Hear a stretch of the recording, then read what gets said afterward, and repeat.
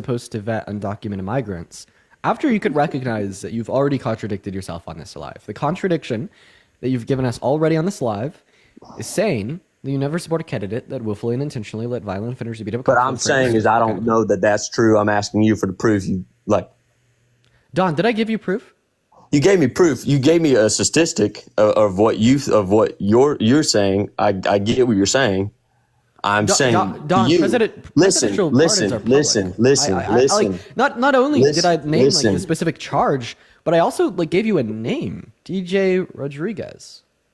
I understand. Okay. And I have already explained the fact that I am not going to sit here and say that I'm supporting every single thing from either. And I know, Dean, I know for a fact that's a contradiction. I know for a fact that you cannot sit here and say that you morally align with every single thing that every single other human in office has ever done, Democratic or Republican. I know you can do that. I'm saying the same thing. What I'm saying is that you've already given us contradictory answers, and now you're backtracking because you wouldn't. I'm not giving you any contradictory answers. I'm not backtracking on anything. I'm telling you the fact that I'm not agreeing with every single thing that's been said. I'm not agreeing with.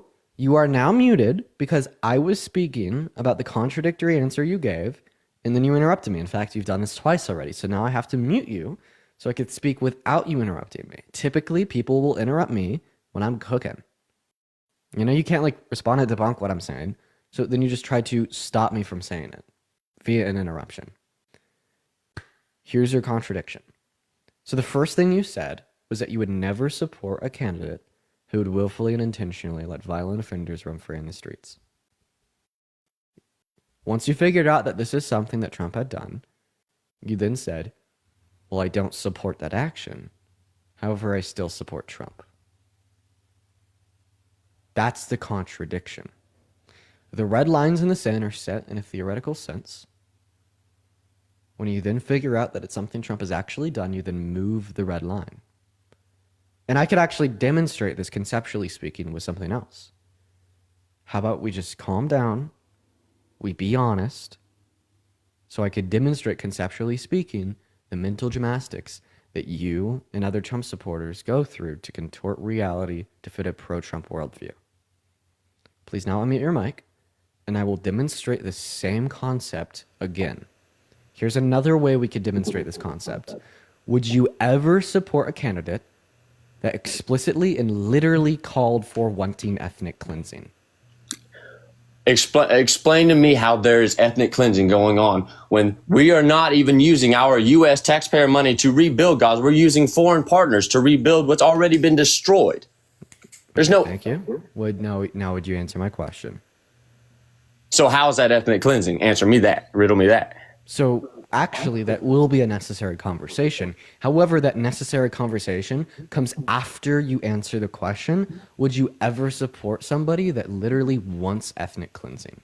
It's not ethnic cleansing. Okay, that's the second conversation that we could have. So I'll give you a example of a possible answer to my question. So what you could say is, no, I would never support somebody that literally wants ethnic cleansing. However, I do not believe that's something Trump wants. So we'll ask it again. Would you ever support somebody that literally wants ethnic cleansing? Nobody's doing that. So what is there to argue? Okay, so I already gave you like an example of a possible answer that you could give by saying, no, I wouldn't, but that is not something that Trump is doing. Do you agree with that answer? Like, would you say theoretically you would never support somebody that literally wants ethnic cleansing, but like you don't believe that that's something that applies to Trump? Or like, what's your thoughts here? What are you saying? Would you ever support somebody that literally wants ethnic cleansing? How am I going to say yes or no to something that's not even true? He's not doing that. So why am I even answering that question? Oh well, it's called like it's called abstract thought. Like one second, ask me if I would support Kamala Harris if she wanted to bring slavery back. Okay, go ahead. Ask me that question. I mean, literally ask me that question. Okay, if Kamala Harris wanted to bring slavery back, I already know your answer. So if Kamala Harris you supported, know that's and morally I know because I have a decent head on my shoulders, just like you, Dean. I told you to ask me that question. Now let me answer. No, if Kamala Harris wanted to bring slavery back, I would never support her in 1,000 fucking years. But I obviously don't think that's something that she. But should. So she's not going to do that. Just like precisely. So nobody. That's how you answer that question. Okay, so we'll just try again. Would you still support Donald Trump if you knew that he wanted to ethnically cleanse? You're scared of answering because when we move on to the second step of having a conversation about if Trump wants ethnic cleansing or not, like you'll lose it. Like that's why you're not going to answer the question. So just demonstrate a little bit of intellectual honesty, demonstrate a little bit of humility, demonstrate a little bit of intelligence, and just tell us if you would support Trump if you knew that he wanted ethnic cleansing. Don? Also, click on that profile picture, click the icon of the mic. That's how you unmute yourself. Why is it keep muting? So please answer the question. If you don't know the question and need me to repeat it, let me know and I can do that for you. Ethnic cleansing is not happening. And you keep asking me if I would support that. I'm clearly saying no one is going to support that if they have a decent head on your shoulders. Okay, so Don, I understand that morally, and you are very alike, Dean. Hey, Don, I understand that you do not think that ethnic cleansing is going on. So you've said that about 5 times. So I'm not asking you if Donald Trump is ethnic cleansing. I'm asking you if he were to ethnically cleanse, would you support him? Yeah, obviously not. I would support anybody that would do that. There we go. Okay, now moving on. So where is the ethnic cleansing happening is what I'm asking you. That's a great next question. So first of all, we need to define ethnic cleansing. Would you like me to define ethnic cleansing, or would you like Google to define ethnic cleansing? Shoot me both. Okay. So I define ethnic cleansing as the forceful removal of individuals from any given land or relocation, et cetera, by death or, expulsion. So Google defines ethnic cleansing as the mass expulsion or killing of members of an unwanted ethnic or religious group in society. So basically, if you take a group of people that live in a certain place that are of the same ethnicity, and you expel them and you remove them elsewhere, either by unaliving them or relocating them, that is ethnic cleansing. Can we agree on that? Okay, for sure. So Donald Trump said explicitly. How about we just play the Donald Trump clip? So I don't even want to speculate. I don't even That's fine. That's fine. Yes, sure. Yeah. Because this is such a simple, consumable, easy, and obvious argument that we're just gonna play the Donald Trump clip. I'm pulling it up on Aaron Parnas's TikTok, so we may have to listen to him yap for a second. But it's just the most immediate place I know. he posts so much. It's hard to find. Here we go. All right, here we go. Gaza Strip, and we will do a job with it too. We'll own it and be responsible for dismantling all of the dangerous unexploded bombs and other weapons on the site, level the site and get rid of the destroyed buildings, level it out, create an economic development that will supply unlimited numbers of jobs. Okay, so Donald Trump wants to go into Gaza. He wants to own the Gaza Strip. He wants to forcibly remove all of the Palestinians living there. When was that said, forcibly remove? So he didn't say that, but you have to forcibly remove people if you want to level and destroy the whole strip. I don't think that's necessary. Construction happens every single place. Construction happens in homes, and people don't move out of their homes when their homes are getting remodeled. So he didn't say remodel. He said level and destroy. So my question to you is, if I knocked on your door tomorrow, you open the door, and I said, I now own the lot of land in which your house stands on, and in exactly 24 hours, I'm going to level and destroy your house, would you be forced to evict yourself? Well, if somebody, okay, that's a pretty extreme. What I'm saying here is, it is extreme, but that's what Trump said. So he wants to own all of the land. There's in Gaza, a war, and then Dean. He wants to There's level and destroy Dean. Gaza. It's gonna have to get rebuilt regardless. There's a war, Dean. There's a war. Okay, everything's gonna have to get it's rebuilt. A war. You're not really engaging with what I'm saying here. So there's 3 criteria of what Donald Trump just said that I need you to be intellectually honest with. Can I just have you make a promise to me? Could you just say, Dean, I promise I'm going to be intellectually honest in this next conversation? I don't know how I haven't shown you intellectual dishonesty. Okay, I've just sat really, here and Yeah. what I am trying to impose is the fact that, listen, you and I can both agree. I can see that you got a good head on your shoulders. You're not stupid. You seem like a good guy. Morally, we're not probably all that far off. And I'm not saying, and I know you can agree with this too, Okay. that there are things that have been done from both sides of the spectrum that are ridiculous. And I'm not going to say that I'm going to sit here and support anything, because that's not the case. And I Can know I go back to what I was describing? but what I'm saying here, okay, I understand what you're saying with the whole, okay, but there's real life demolition going on, and things are going to have to get rebuilt anyways.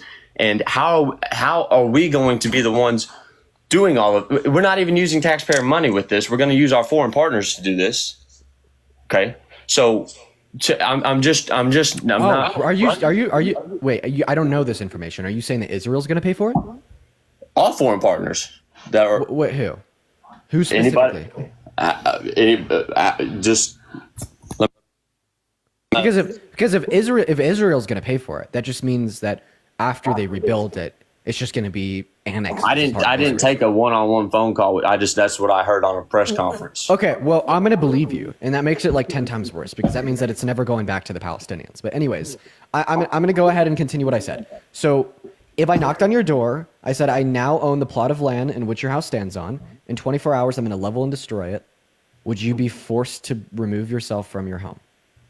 Yeah, I would have to go. Or Okay. So when Donald Trump says that he is going to own the Gaza Strip and level and destroy it all, right?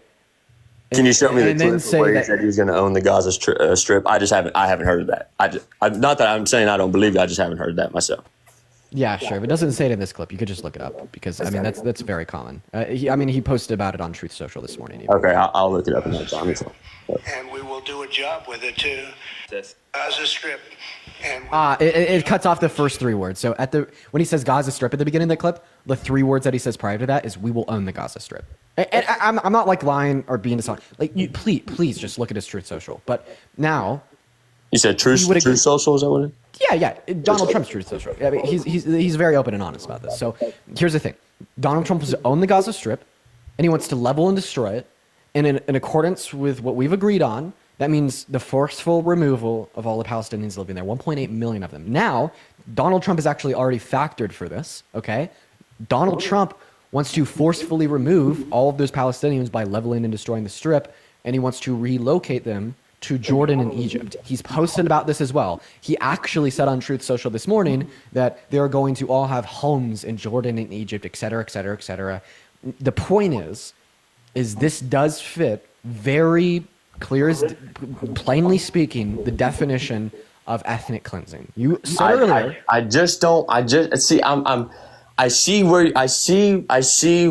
you're going. I see where you're going, but I don't think it's too that like. There's been demolition across a vast area. You can't deny that. No, I can't deny that. Right. Okay. So things are going to have to get rebuilt anyways. I'm not sitting here saying that like I'm on a one-on-one phone call with Donald Trump every single day telling him wrong. And I'm not saying. Oh, okay. So your argument is that he's actually doing something good for them, even though he's violating their human rights to self-determination, et cetera, right? What I'm saying is we're not using our taxpayer money. We are using foreign aid. I don't care where the money is coming from. Rebuild. So where the money is coming from is my last. Where the money concern. is huge. Where the money is coming from no. Where the money is coming from is such a minuscule, unimportant consideration when we're discussing the validity of human rights, jackass. Wow. You think I'm opposed to human? Absolutely not. Yes, no, you are opposed to human rights. Yes, when you kick people out of their land and you say we are going to now do whatever we want with your land, yes, you are violating the human rights of A, property ownership, and B, self-determination. That is what you're doing, bro. Like imagine, right, the dystopian brain fuck that you and all of the other Republicans in America would go through if like some like fucking billionaire Democrat like George Soros became president and then announced a plan to go into Florida, go into Alabama, go into Arkansas, and forcefully remove 1.8 million Republicans from their homes, completely level it all, and then build like a new DNC headquarters. Like, this would literally be worse than the Civil War for you and every other white conservative in America. But whenever it's about the Palestinians in the Gaza Strip, 1.8 million of them, you don't even recognize it as a human rights violation.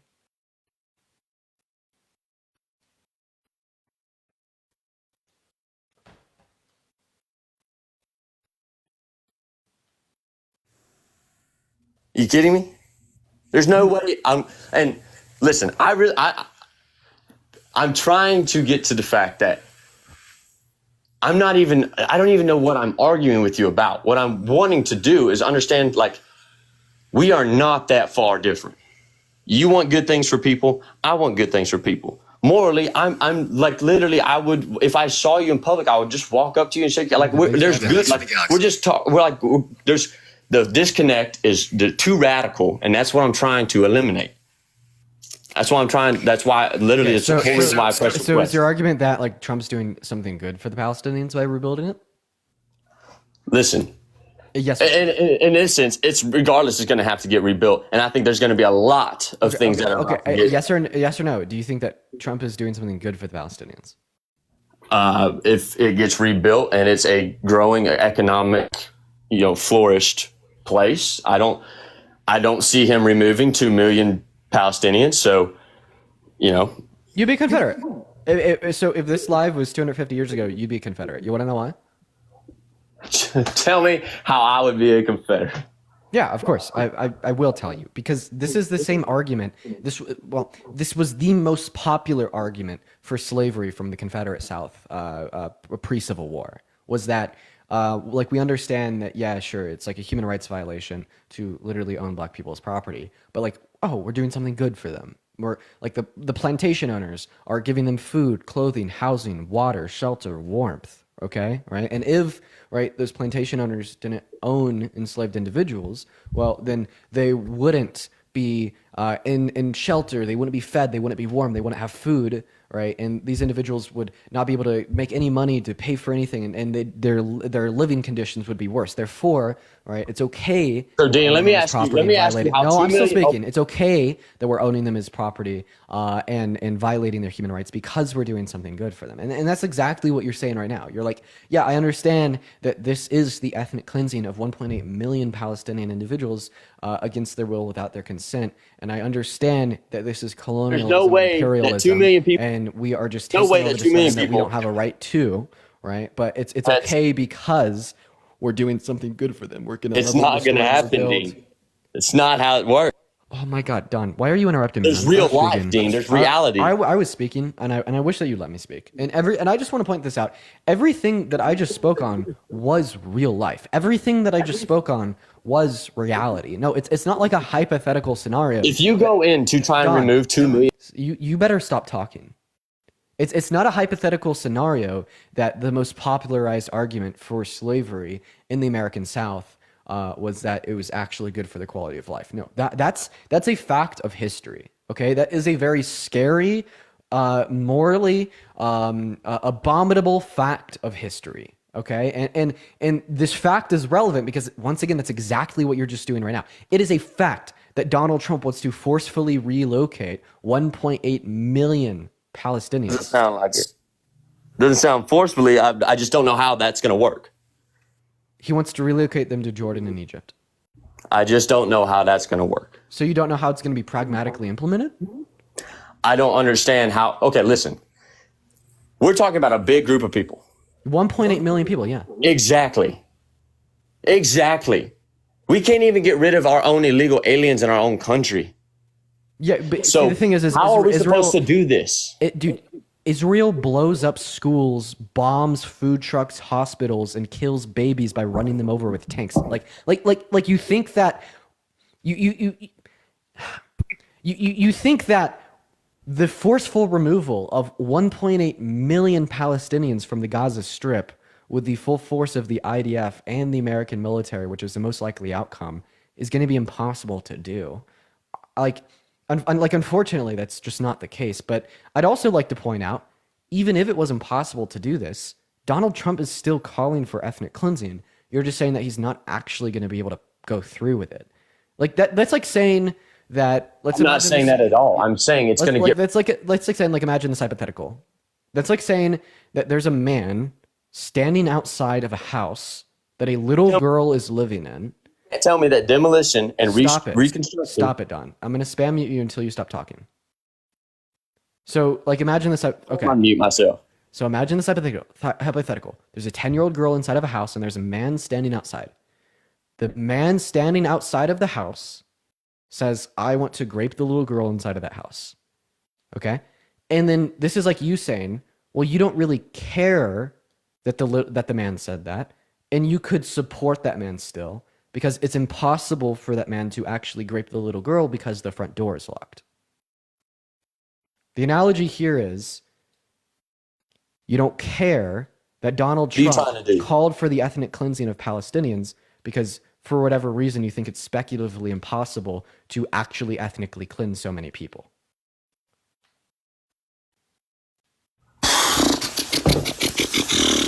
Listen, son, that shit is literally not ethnic cleansing. You're trying to put the worst name attached to something to make it to get as many clicks and as many views as you can get. Okay, so all I hear is my emotions say no, even though you know what, Dean. Go ahead and start your own construction company and go ahead. So you're just saying no. Rebuild it yourself. You're just saying no. So like this is like the final level of mental gymnastics. You can't. It's not mental gymnastics. I'm still here sitting here talking to you. This is why I've muted you, because every single time I say something, you interrupt me before I can finish.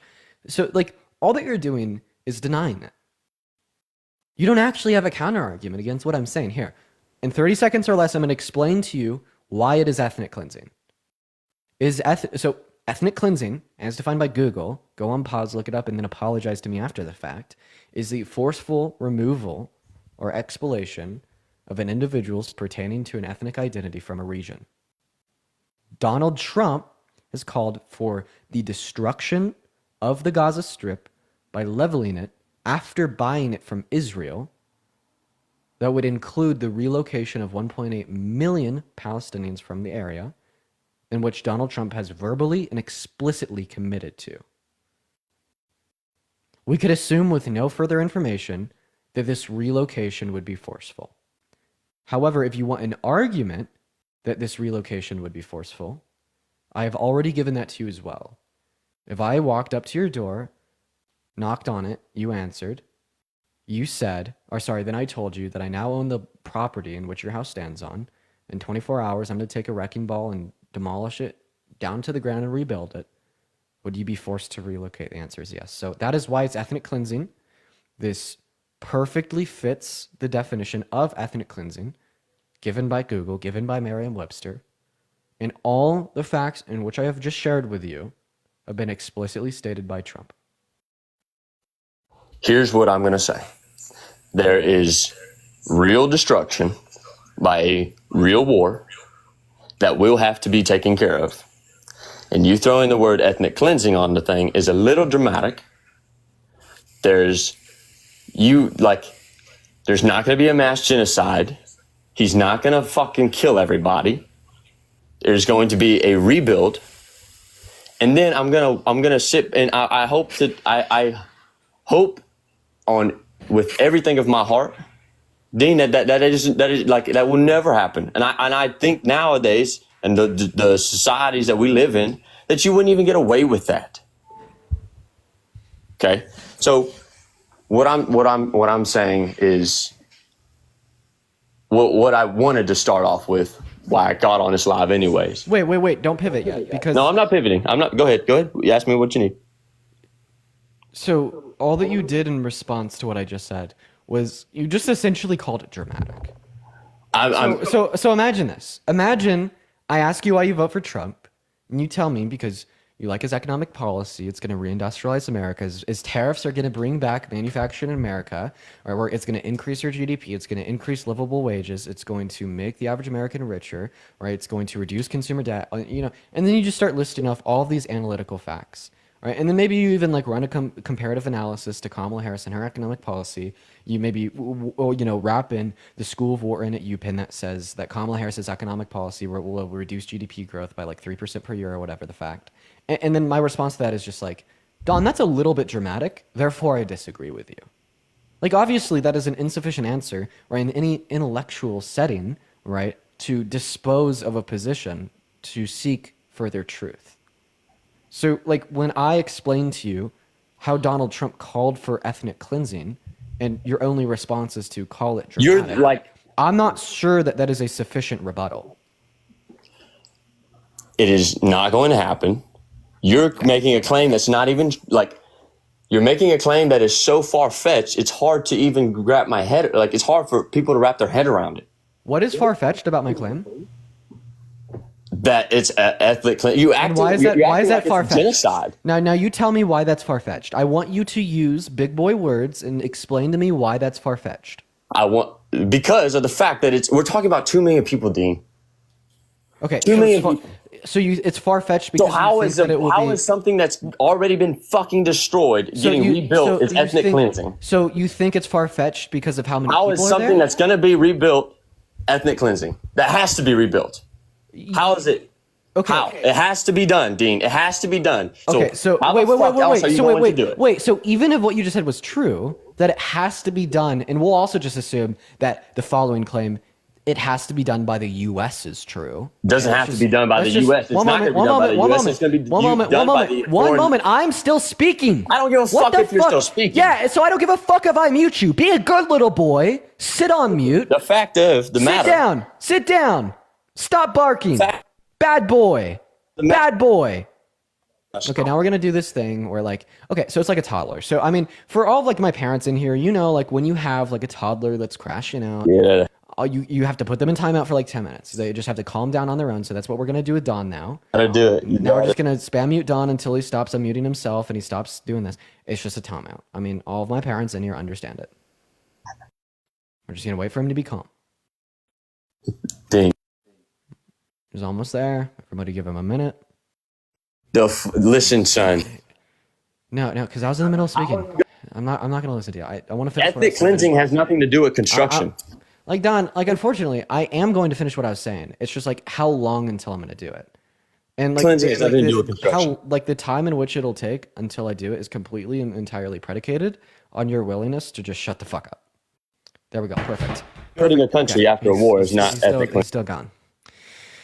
Well, I understand what you think and feel, Don. Don't worry, I do. Okay, seemingly we're good. Going back to what I was saying. Anyways, so what your response was is that it was far-fetched and false because it has to be done. So we're just going to assume that the claim it has to be done by the U.S. is true. That doesn't actually rebuttal the claim that it's ethnic cleansing. You're just arguing that ethnic cleansing is necessary.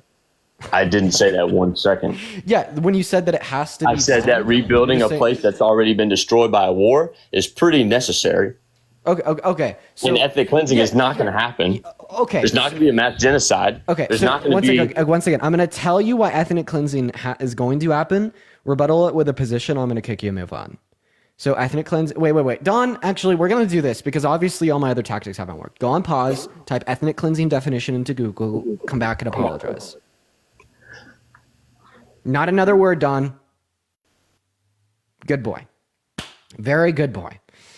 Like, fuck, dude, if he doesn't want to debate me, we're going to have this motherfucker debating Google. How about that? Hey, Nathan, thank you for the $1 on Venmo saying it's my birthday. Can you say go Bills for me? Go Bills. Charles with the $1 on Venmo. William with the $5 on Venmo. I appreciate you for the love. John with the $5 on Venmo. Thank you so much. Elena with the $1 and the 11 cents. Thank you so very much. As well as Kalia with the $25 donation on Venmo. Kalia says, keep doing what you're doing, Dean. Thank you. Oh, man, I appreciate that right now, Kalia. I am having a very difficult time with this guest. So I appreciate you so much for the $25 donation. Everybody just give us a second. Okay, are you ready to apologize? No, sir. The fact of the matter. You're gonna keep repeating the fact of the matter. It's okay. Okay, listen. Ethnic cleansing is not going to happen. The Reconstruction will.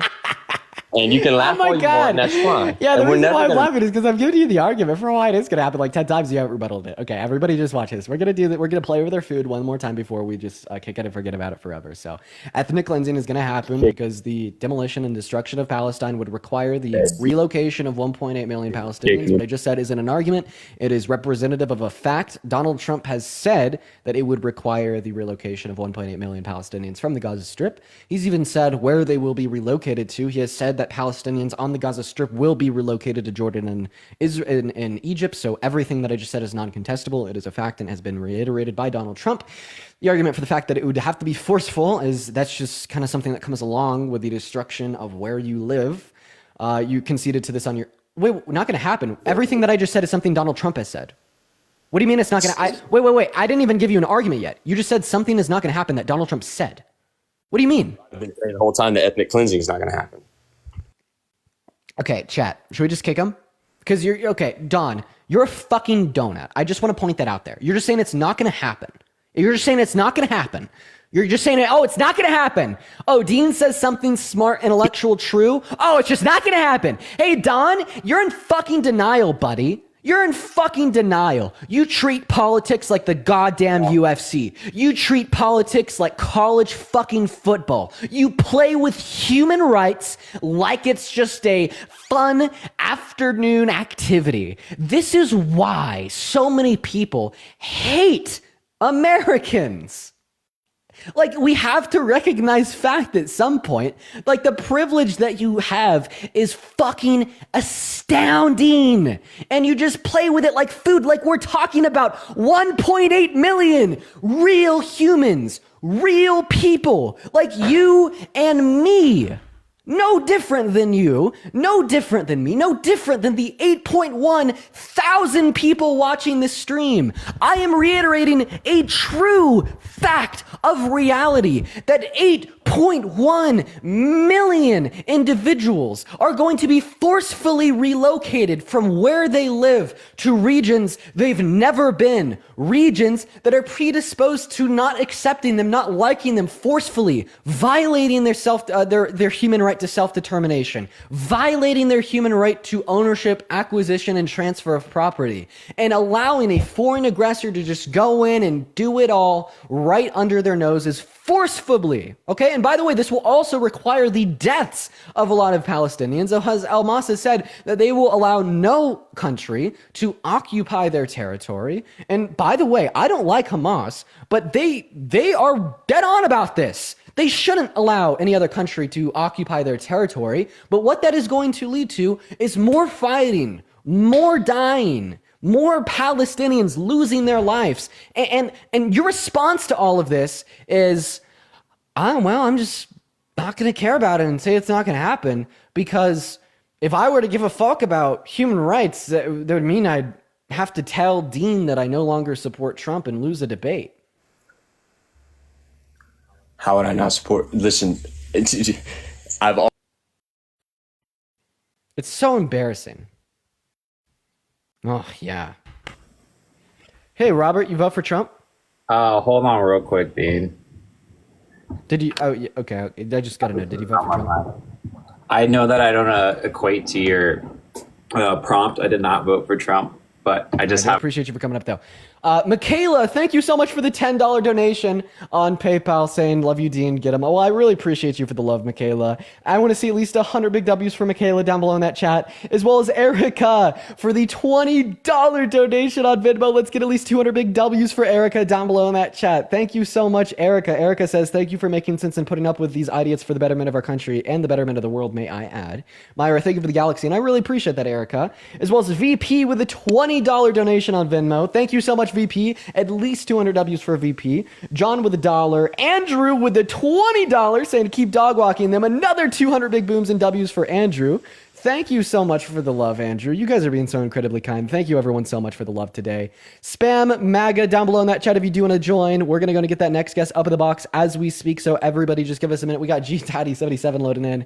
Here we go. Thank you, everyone, so much for your love. By the way, if you are going to support me on Venmo or PayPal, please make sure that you use the links in the bio. Don't just type it in at the top of the phone screen. And the only reason I say that is because there's a lot of fake scammer accounts out there that will use a name similar to mine. So just make sure you spell it right. Gadazo, what's your age? Like 14. Okay. We're going to move on to the next guest. Everybody do just give us a minute. We got, all right, our next guest, Rosalie, loading in. Hey, Thomas, I appreciate you for the $10 on Venmo saying I didn't get a notification. How long have we been live? We have been live for 1 hour and 6 minutes. Thank you for the $10. Sorry, that's not Thomas. That's Sierra. W's for Sierra. And then Brittany with the $3 on PayPal. Spam MAGA double in that chat if you want to pop up. We're just trying to get our next guest up here right now. We're just going to start spam inviting people. There we go. Reseller. What's up? hello. Trump? Age? Kid. All right, guys, we need to go over the ground rules. So if you're in that queue, A, just make sure that you're an adult. You got to be at least 18. B, please make sure that you voted for Trump.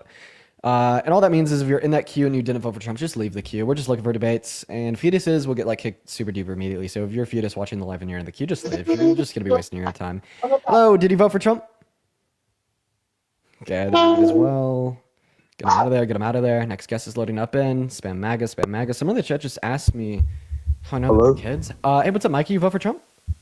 Yeah, I voted for Trump. All right. Are you driving? No, I'm just outside. Perfect. So why'd you vote for Trump? Honestly, I voted for Trump because me and the boys, we like Nelk, and he was on the podcast. And Joe Rogan, like same thing with Joe Rogan. Wait. So if you support people that go on Nelk's podcast, do you support me since I went on Stani's podcast? Yeah, I think you're pretty chill. I'm just kidding, bro. I'm a Kamala voter. Okay. Good. That was a troll. Good. That was a troll, bro. Oh my God. We're going to move on to the next guest. Here we go. What's up, George? You vote for Trump? I'm actually British. I thought I'd just join to give my opinion. No opinion from you. Sorry. We're just looking for people that voted for Trump. Rules are pretty strict, y'all. We follow them to a T. Also, if you're one of the 7.8 thousand people in the live, guys, make sure that we're double tapping. Let's get up to 1 million likes. Hello. Did you vote for Trump? I did. Oh, right. How old are you? 20. 20. So why'd you vote for the worst presidential candidate of your life? I actually voted for him because of Doge. So like cutting government expenditure? Yes. So Doge will be a failure. You want to know why? Please tell me. Awesome. So Donald Trump's tax cuts that he wants to implement, CBO estimates that they're going to cost about $8.4 trillion. Under Biden and Harris, our government spent $4.6 trillion, meaning that this one bill of Trump's costs twice as much as everything spent over the last 4 years. So once this bill is implemented, if Doge wanted to even break even, they'd have to cut $4 trillion from government expenditure just for one bill. So where is Doge going to cut that $4 trillion from? Okay, so I must admit I don't entirely understand what you just said, but all I'm saying is I absolutely love the work that Doge has done. I apologize. I don't entirely understand what you said, all right? I'll try to find a different way to explain it, because I could agree. Okay, I didn't please, explain it the please. best. So I could agree. That's my fault. So Doge is supposed to put a downward pressure on government expenditure, right? Like they're supposed to cut wasteful government funding, yes. Yeah, downward pressure on government expenditure. The issue with that is that Trump puts an upward pressure on government expenditure. A massive... So you're saying that with the amount of government spending that Doge is cutting, Trump is going to replace that with more spending? More, exactly. With more spending with something else. And just the example of one piece of legislation that Trump wants to sign into law to do this is his tax cuts. So Doge is putting a downward pressure on government spending. Trump wants to put an upward pressure of $8.6 trillion of new spending. In order for Doge to just cancel this one bill out and break even, they have to cut $4 trillion. Okay? So can you demonstrate to me where Doge is going to cut that $4 trillion from just to break even on one piece of legislation?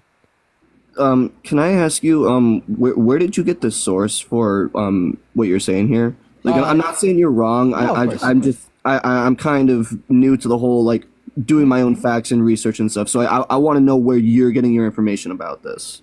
Of course. So insofar as the spending from Biden and Harris at $4.6 trillion is coming from the CRBF, the Committee for a Responsible Federal Budget. Insofar as the projected cost of Donald Trump's tax plan for another 10 years, it's coming from the Committee for the CBO in Congress. And this fact is reputable and credible. In fact, it was reiterated at the vice presidential debate between J.D. Vance and Tim Walz, and J.D. Vance and Tim Walz didn't contest to the figures represented for their policies. There you go. So whether or not, like these are projections, if I'm not mistaken, correct? Yeah, but we use projections in economics, and we see them just as like valuable as like algorithms in mathematics. So the only thing I'm gonna say is whether or not like these projections are true, we still have just math. But like we still have another 4 years of this stuff. So like, I'm not saying that those projections could be true, but like it could be like something could change tomorrow, and like those projections could be thrown out the window just because of one event or a couple events leading like the next few days. Okay, so the only like, thing you that could understand what I'm throw the saying? projections out the window is if Donald Trump changes the policy that he wants to implement, and that's true, and that is a valuable concern because Donald Trump does change his policy a lot. However, those projections would only be relevantly different if he were to reduce the amount of taxes he wants to cut. And if Donald Trump wants to increase the amount of taxes that he wants to cut, the projections only get worse for you. And the only thing that we've heard from Trump in the last 4 months that may indicate he wants to change that policy is just to cut more taxes and actually completely get rid of income tax. So if anything, any possible change we'd see in those projections is that they just get more and more and more expensive. Also, so you say that like with Doge cutting down government spending and Trump wanting to increase that government spending and basically canceling out that whole cancellation of God, I'm explaining that very weirdly. No, I understand what you're saying though, and you're right. That's what I'm describing, yeah. Yeah. So the way I see it with Trump's like drill baby drill and like his whole trying to increase the net worth of the US, I see that as like a counter to your argument posing that Trump will spend more. Do you understand what I'm saying there? No, I don't. But Okay. whatever. We could just talk about the whole drill baby drill thing. Sure. Who do you think is better for energy independence in America, Harris or Trump? Energy independence. Like from my understanding, didn't Harris want to do like the whole Green New Deal and like go full like green energy and stuff like that? So no, that's propaganda, but I don't blame you for holding this propaganda because it's just what conservatives have been saying unanimously for the last 4 years.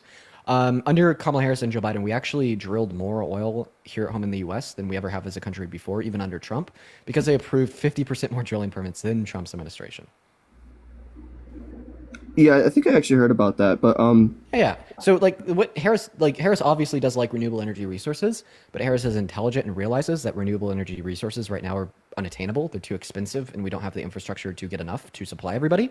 So right now, the Democrat parties and the progressives in the Democrat Party are focused on investing a lot of money into the research and development of renewable energy resources. So that's something that we could do in the long term, while right now trying to dominate as much of that energy sect in non-renewable energy resources, such as crude oil production, on the global stage as possible. So when we can make the switch to renewable energy resources, we'll have the adequate ability to do so because of our dominance in the non-renewable energy markets. see, now personally, whether you vote for Trump or Harris, I think the best form of energy that humanity has access to right now is nuclear. I think we should expand nuclear tenfold, like Me too. 100-fold. Me too. And if you like that, you should vote for Democrats. It's Republican. Like Republicans are the reason we don't have nuclear. So during like the Red Scare of like the 70s and 80s, we saw what happened with in Japan with their nuclear power plant. And then Republicans took that, propagandized it, and really scared Americans away from nuclear energy. The reason that they did that is because of lobbyists from big oil companies that want to continue to dominate the market. And that's why we don't have a lot of nuclear energy in America. And that's disproportionately perpetuated by the right, who's more like big oil compared to the left. See, now, like, I guess I'll take your word for it, but I do kind of want to fact check you on that. No offense to you, but I don't entirely think it's just a Republican is withholding this, because I personally think that it's a both side issue, and it's just a massive fear-mongering thing. Yeah, I guess my argument was it's coming from one side more than the other. I mean, like, how often do we hear? I think it's how coming of- from both sides, regardless. but one side more so than the other. Like, how often do we hear about Democrats preach pro big oil compared to Republicans? I mean, like, we literally had Donald Trump sitting in Mar-a-Lago in 2015 telling oil execs that he was going to make them all rich. See, now,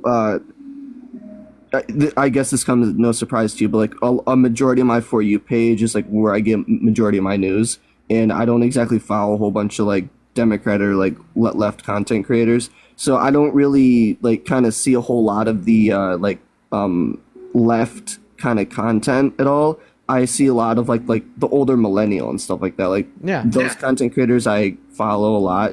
So when it comes to like the like Democratic content creators actually putting their voice out there, I don't really see that a whole lot. So yeah, that's how the algorithm works, man. Yep. So but another thing though too is with Trump's higher spending, I also think that tariffs could also neutralize that too. Like, oh, tariffs? Yeah, like so with I think the president was Andrew Jackson. He used tariffs to I'm not sure if that's the right president I'm thinking about, but he used tariffs to completely eliminate the government debt. And granted, that was 100 years ago. You know, like times are vastly different now, obviously. So, before 1910, we didn't even have an income tax, and we were relying on tariffs. And I wish we don't have income tax anymore. Here's that's the not thing. the world we live in. Here's the thing, though.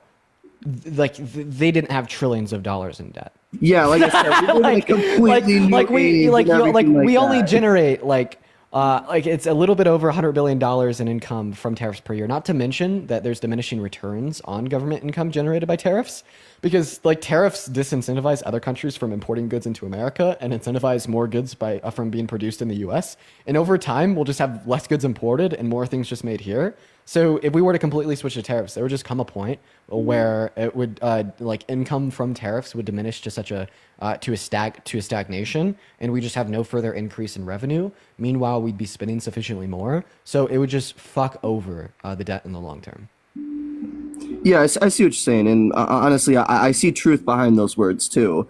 But I do really like how Trump is using tariffs as a negotiating tactic, because so far we've pretty much gotten everything we wanted. Oh yeah, what did he negotiate from Canada and Mexico? Didn't he? So with Canada and Mexico, he pretty much said, "Get your borders together, or else." I know that. Here's the thing. You know, like Canada's $1.3 billion border bill. That they announced in response to Trump's tariffs. So they actually passed that on December 17th of last year. Yeah, after Trump was elected. Yes, and before he had put the tariffs into effect. Yeah, so Canada put that bill into place when Trump warned them, correct? No, because Donald Trump implemented the tariff, signed an executive order into law last weekend, and then he said that the reason he rescinded them after signing them into law was because they agreed to this bill. However, they agreed to the bill months ago. So if he imposed the executive order to impose 25% tariffs on Canada last week, why would he do that when he got what he wanted in December?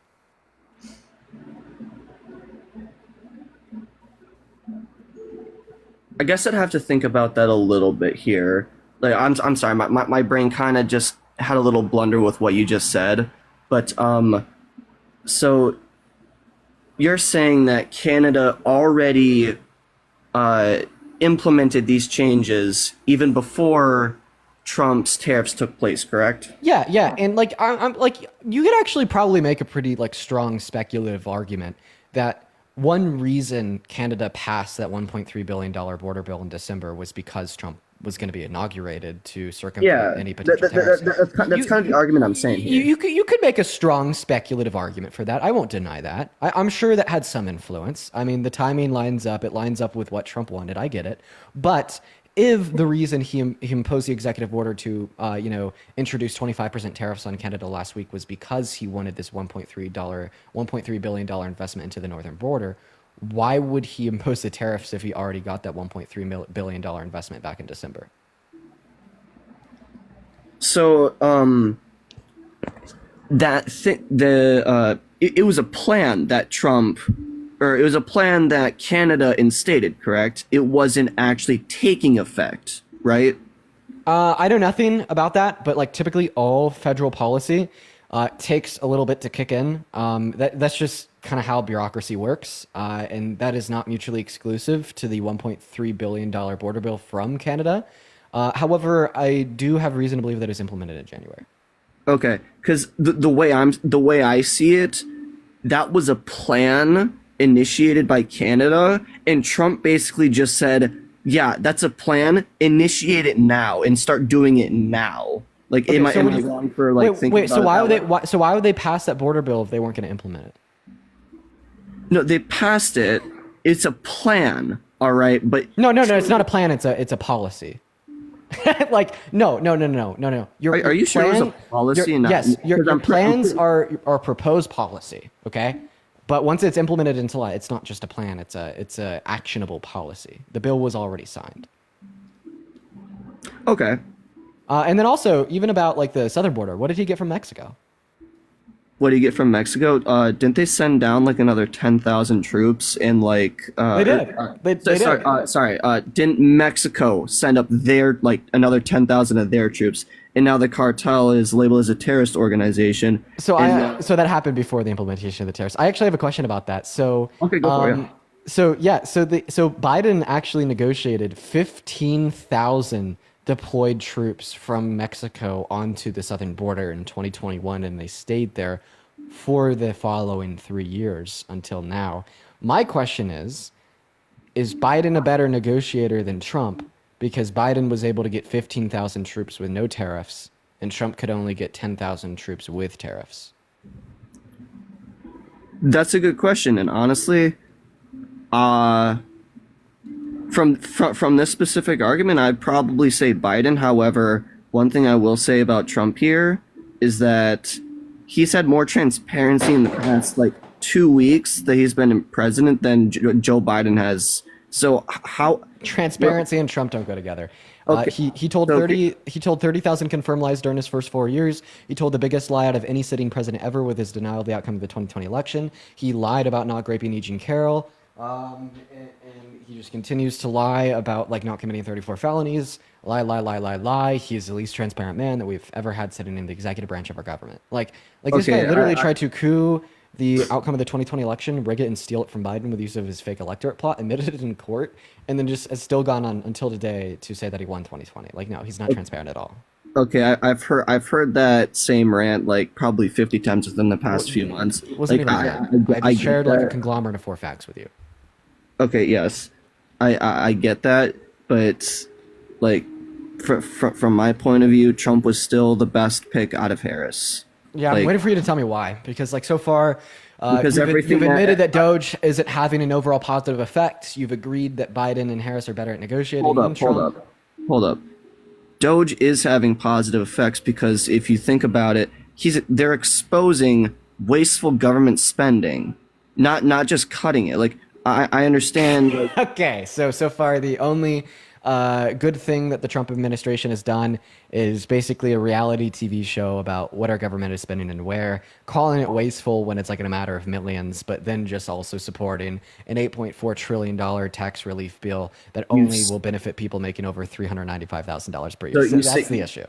you say that when it's only a matter of millions, when those millions could be spent elsewhere, like maybe taking homeless veterans off the street. Name one piece of policy ever passed through Congress that benefited only homeless people by Republicans ever.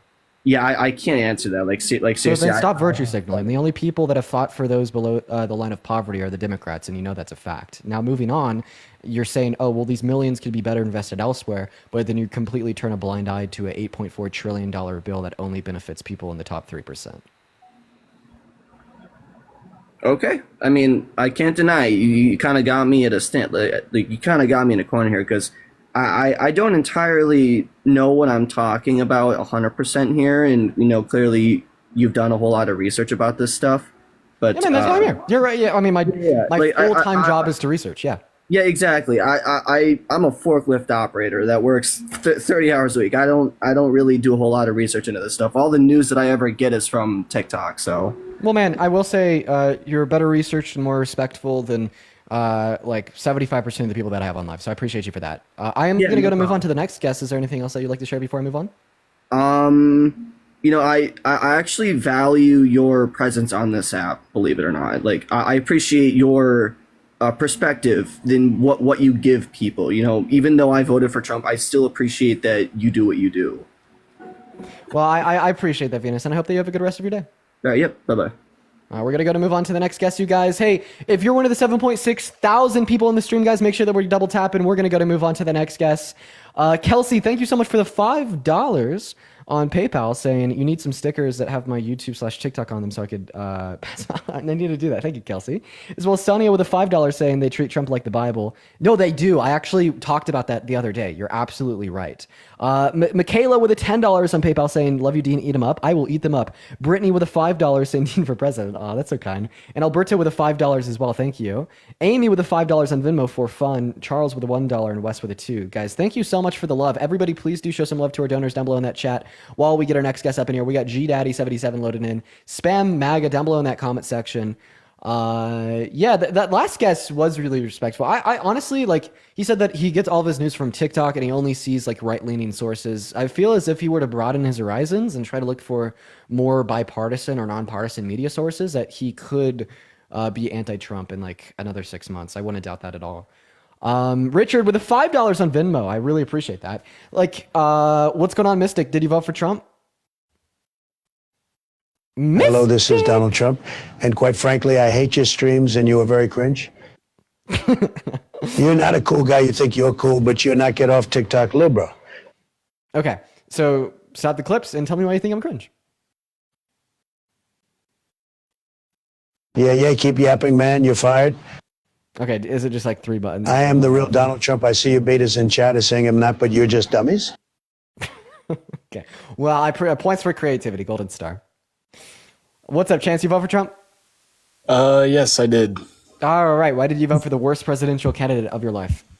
Honestly, I just saw RFK. Like, I was gonna vote for RFK originally, and I don't know. I guess I was kind of on that boat. I was considering RFK's voting endorsement. for. Yeah. Check this. So RFK actually went to Kamala Harris first to try to join along her campaign, endorse her, and become a part of her cabinet. Kamala Harris rejected him. If Kamala Harris had accepted him and brought RFK on board, would you have voted for Harris instead? I honestly do not know, but I have a question. I have a question about FEMA though. Well. No. So how do you know that RFK made you vote for Trump, but you don't know if RFK would make you vote for Harris?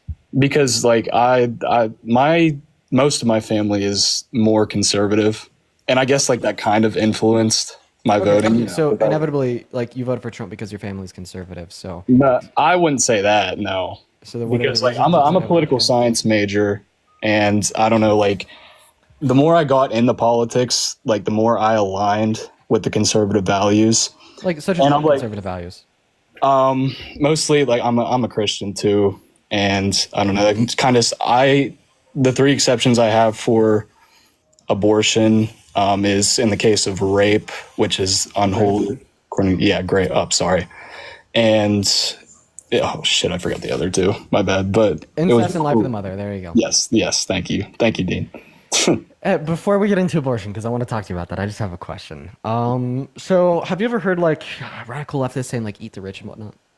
Yes, I have many times. So if you just heard someone on the street preaching to others saying that basically all rich people are very, very evil, and it's really hard, almost impossible for a rich person to not be evil, and if heaven was real, pretty much all rich people would definitely go to hell and would not be able to get into heaven. What political ideology would you assume they'd fall under? Could you repeat that? So if you heard somebody preaching on the street and they said, basically all rich people are evil, if heaven was real, it'd be so hard for a rich person to get into heaven. Basically all rich people would be going to hell, right? Like what political ideology would you assume of them? I mean, the conservatives tend to be more religious, so even stating the question if heaven is real kind of sounds like a more left thing. Wait, don't bring any relevance on the statement if heaven is real, okay?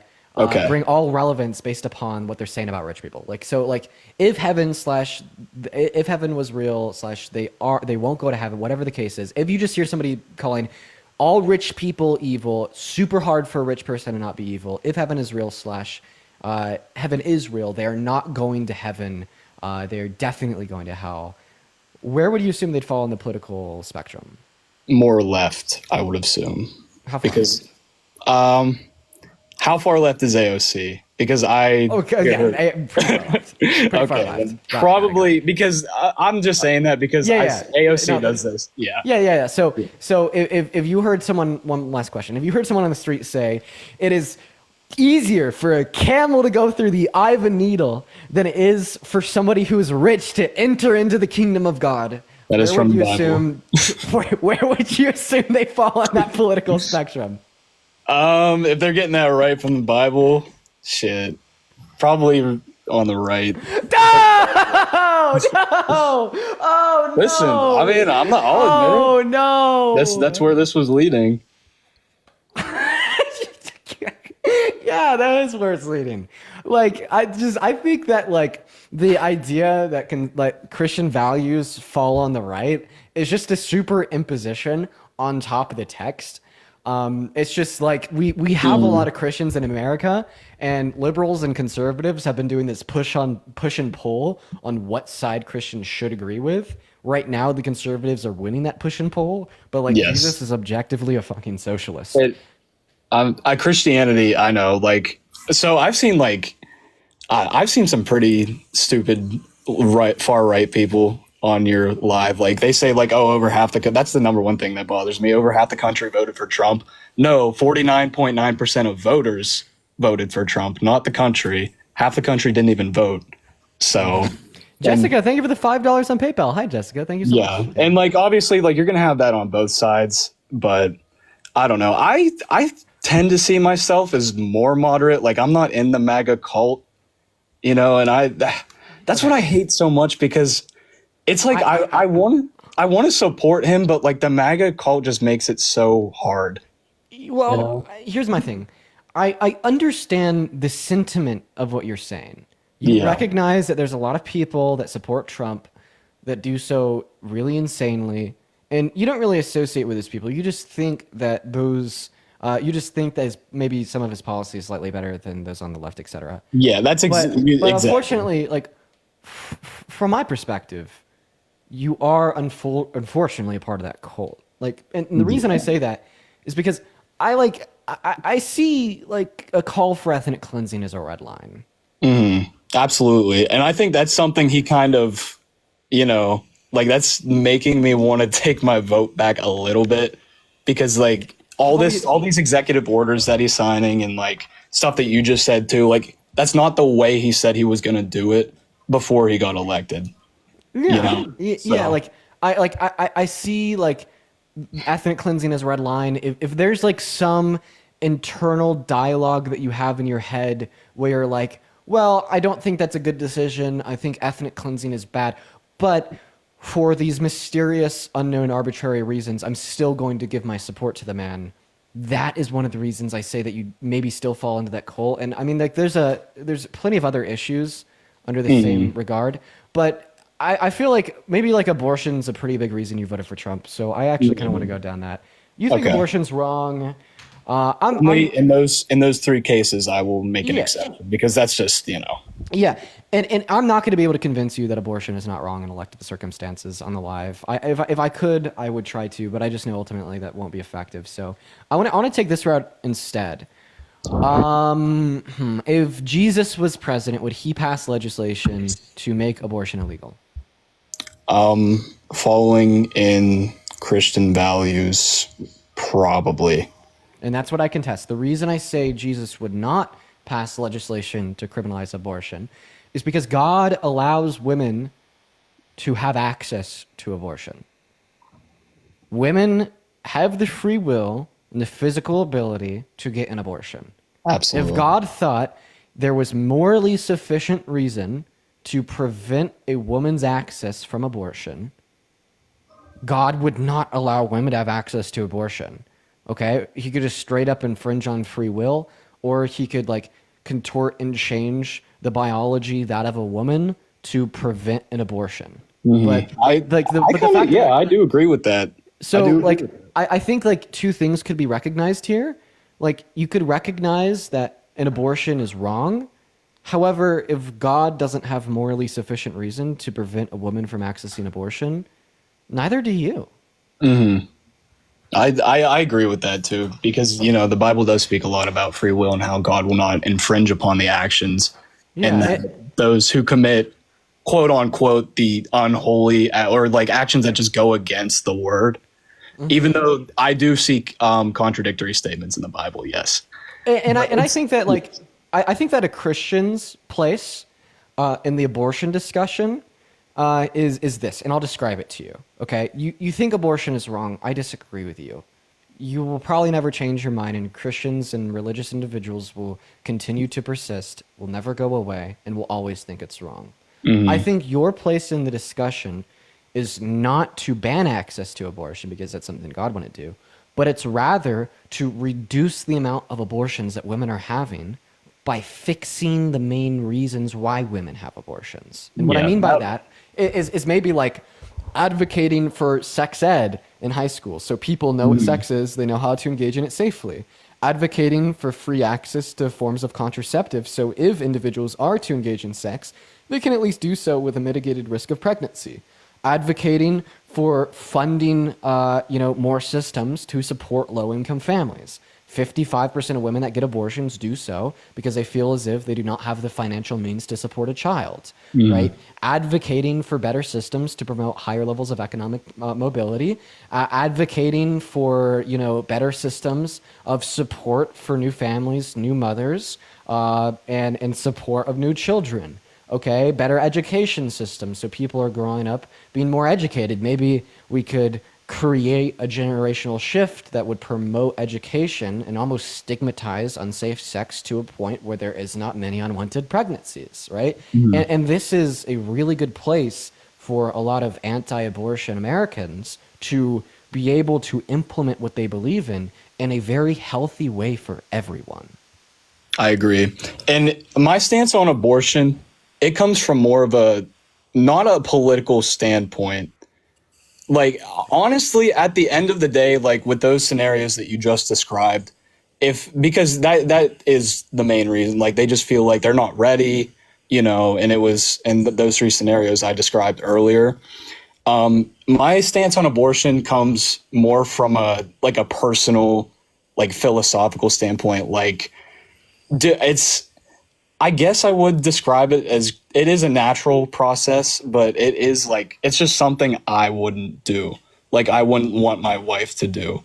And I get it. Like, who's to say that they wouldn't have like, oh, their life's going to be worse if like you put them up for adoption, because you never know who's going to get the child, and you don't know how they're going to treat them.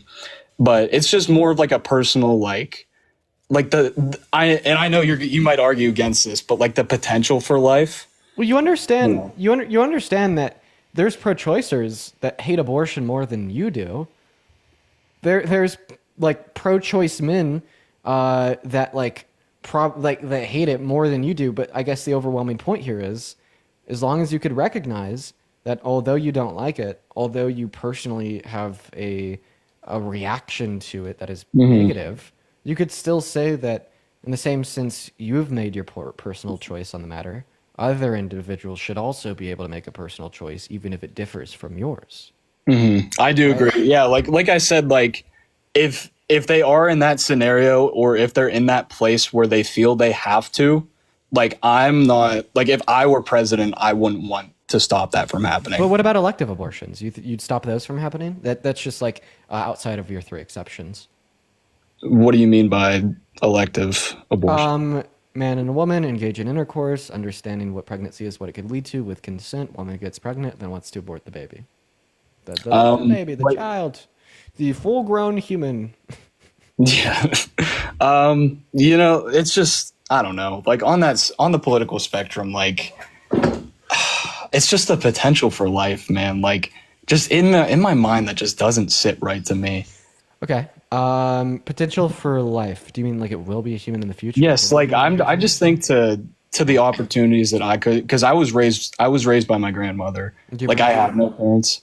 I And- have two questions here, just because you value it because you think it could be a human in the future. Could a sperm be a human in the future? Yes, they do, or they can. They have the potential for life. I mean, so do you look at like a man masturbating the same way as you look at a woman getting an abortion? That's kind of that's a complicated question. Both of them have a potential to be like you and I in the future, right? Yeah, that's like, I guess masturbation, like I guess that is also sinful in the Bible. I forget Yeah, which. but I'm guessing you want to criminalize it, though, right? Not masturbation, no. So why don't you just say that abortion's sinful just like that, but it isn't deserving of criminalization? I didn't say that I supported abortion being criminalized. I don't. Then you support free and legal access, even though you think it's a sin? I don't agree with every single thing, like every minute detail that Trump says. It's just I said, I tend to see myself as more moderate. But I mean, on this point specifically, like about abortion, like would you agree with me? Like here, I'll give you my stance. Let me know if you agree or disagree. Okay. I'm not even going to talk about my own personal moral views on abortion. That's completely outside of this conversation. So my legal view on abortion is I think that all abortions should be federally protected and legal until 20 weeks. Okay. And then after 20 weeks, non-lethal elective abortions, such as C-sections or induction to labor, should be legal for all women. Meanwhile, lethal elective abortions should still be legal under the circumstance of rape, incest, or life of the mother. So that's my stance. So do you disagree with anything in that stance? Completely talking about the implementation of the law? So where does the 20 weeks come from? Because I agree with most. Like, I just implicate the 20 weeks because I don't know much about biology. Sure. So what I value in me, you, and everyone watching this live is our ability to perceive the world around us in a subjective manner, our consciousness. And the fetus only gains the ability to deploy a very low level of that at about 20 weeks. Okay. I would, honestly, I would agree. Okay, you would agree. Yes. So like, in 20 weeks in that concept, yes. And the 3 exceptions, like I said earlier. So the position that I just described is Roe v. Wade. Yes. So you agree with Roe v. Wade? Yeah. And like, but this is what's like complicated for me though. Like, it was a lesser of the two evils election. You can't deny that. Like, honestly, and that's every election. Like, not every policy you want. Do you mind if I share a very concerning fact with you? Sure. So because Roe v. Wade got overturned by Trump, 60 rape victims per day are denied access in 10 of our states that have banned abortion outright. And then 1 out of every 3 women in America, women and girls, do not have access to elective abortions. So I guess my question would be, these are a lot of rights violations. And maybe we could look at it this way. Would you agree with me that it's a human rights violation to infringe upon someone's bodily integrity or autonomy without good reason? I would agree, yes. And because we kind of agreed that there's no good reason to restrict a woman's access to abortion before that 20-week mark, we could agree that that's actually a violation of their human rights. So we have millions of human rights violations because of something Donald Trump did in America today. Don't you feel like that's enough reason to not support him? I honestly, like, I just want to go back to my point. Like, it's not every policy that I'm concerned about. Like, some policies on the left I can agree with, and then most policies on the right I can agree with. Okay, I agree. But this is a big deal. But I still want to allow you to run the argument that maybe there's like some overwhelming pressures on the left that still give you reason to support Trump. So we've like agreed that Trump is causing millions of rights violations. Trump called for ethnic cleansing in Palestine. Is there any overweighing concerns from the left? Like any things that like Kamala Harris wanted to do that was worse than millions of rights violations and ethnic cleansing in Palestine? I think my lack of support for Kamala Harris comes more from the media, and I'm not saying like national media. It's just I see a lot more stuff that like Trump has been, obviously, yes, he's been indicted. Like, I'm not going to deny, like, Joe Biden won the 2020 election. Like, here's where I stand. Joe Biden won the 2020 election. I don't believe it was stolen. Do you mind if And you try to answer my question in like 3 sentences or less, just so we could try to keep a clean debate here? Is there any overruling concerns in the context of things that Kamala Harris has done or will do, or sorry, would have done, that make you still support Trump, even though you understand and acknowledge that he's actively violating the human rights of millions of women in America and called for ethnic cleansing in Palestine? Like, what is Kamala Harris doing that's worse than that? honestly, like her border czar stuff, I saw a statistic that with those, I don't know. I've heard numbers like, what was it, 10, 11, 12 million? I don't know the exact number on how many undocumented migrants came in. But like I've just seen stuff like all throughout like her term or like when she started. I don't know like when she got implemented as border czar, but you could argue that those were human rights violations as well, getting those migrants taken away from their families. And I don't know if the new border czar is doing like the mass deportation. I semi agree with. I do think it should be done. Can you in tell a human me? manner. So, like, first of all, like, if you've ever watched my stream before, you know that I have very strong arguments insofar as how the Biden-Harris administration is not culpable for the entry of 10 to 12 million undocumented migrants under their term. I want to set that aside. Let's just assume they are. Can you tell me why culpability of the entry of 10 to 12 million undocumented migrants is worse than culpability for 30 million human rights violations of American women and a call for ethnic cleansing overseas? I don't. What do you mean he wants to ethnically cleanse the God? Because I saw today he posted that no American troops are going to be needed. Yeah, you don't need troops to ethnically cleanse, at least American ones. So you just need to have the forceful removal of a group of individuals predicated on their ethnic identity. So is he removing he wants to, quote, remove the Palestinians from the Gaza Strip? Yeah, like, can we agree that he wants to like flatten, demolish, and level the Gaza Strip? I don't think he's ever came out and said that. He said he wants to develop something new there, which I don't know if it's a military base or... Yes, that the United States will take over the Gaza Strip, which likely means military boots on the ground. Don't believe me? Watch this. Gaza Strip, and we will do a job with it too. We'll own it and be responsible for dismantling all of the dangerous unexploded bombs and other weapons on the site, level the site and get rid of the destroyed buildings, level it out. So he wants Yes. to get rid of all of the buildings and level it out. The destroyed buildings, yes, and the bombs. That doesn't so scream ethnic cleansing to me. So we could agree that he wants to like destroy and level it all, right? Yeah, all well, that's what you do with any destroyed building. Yeah, so if I were to walk up to your house, knock on your door, say I own the land under your feet, I'm going to demolish your house in 24 hours, so would you be forcibly removed from the area? That's a completely different thing. And yeah, that technically yes, but he just said he wants to demolish all the destroyed buildings. So where in that does he speak about the people of the Gaza Strip? So you understand, the people of the Gaza Strip don't typically live in buildings. They live in tents because their home Because was of the destroyed. because of the war, yes. And on top of this, he said that he wants to relocate all of the Palestinians from the land to Egypt and Jordan. Do you think he's just going to ask them to relocate there? And if they don't want to, they could just stay? We don't know. That's something you can't answer. Well, we do know. We do know. And the reason that we know that is because they've already announced that they're not going to leave. They've already announced that they will stand against any opposition to occupy their land. Okay.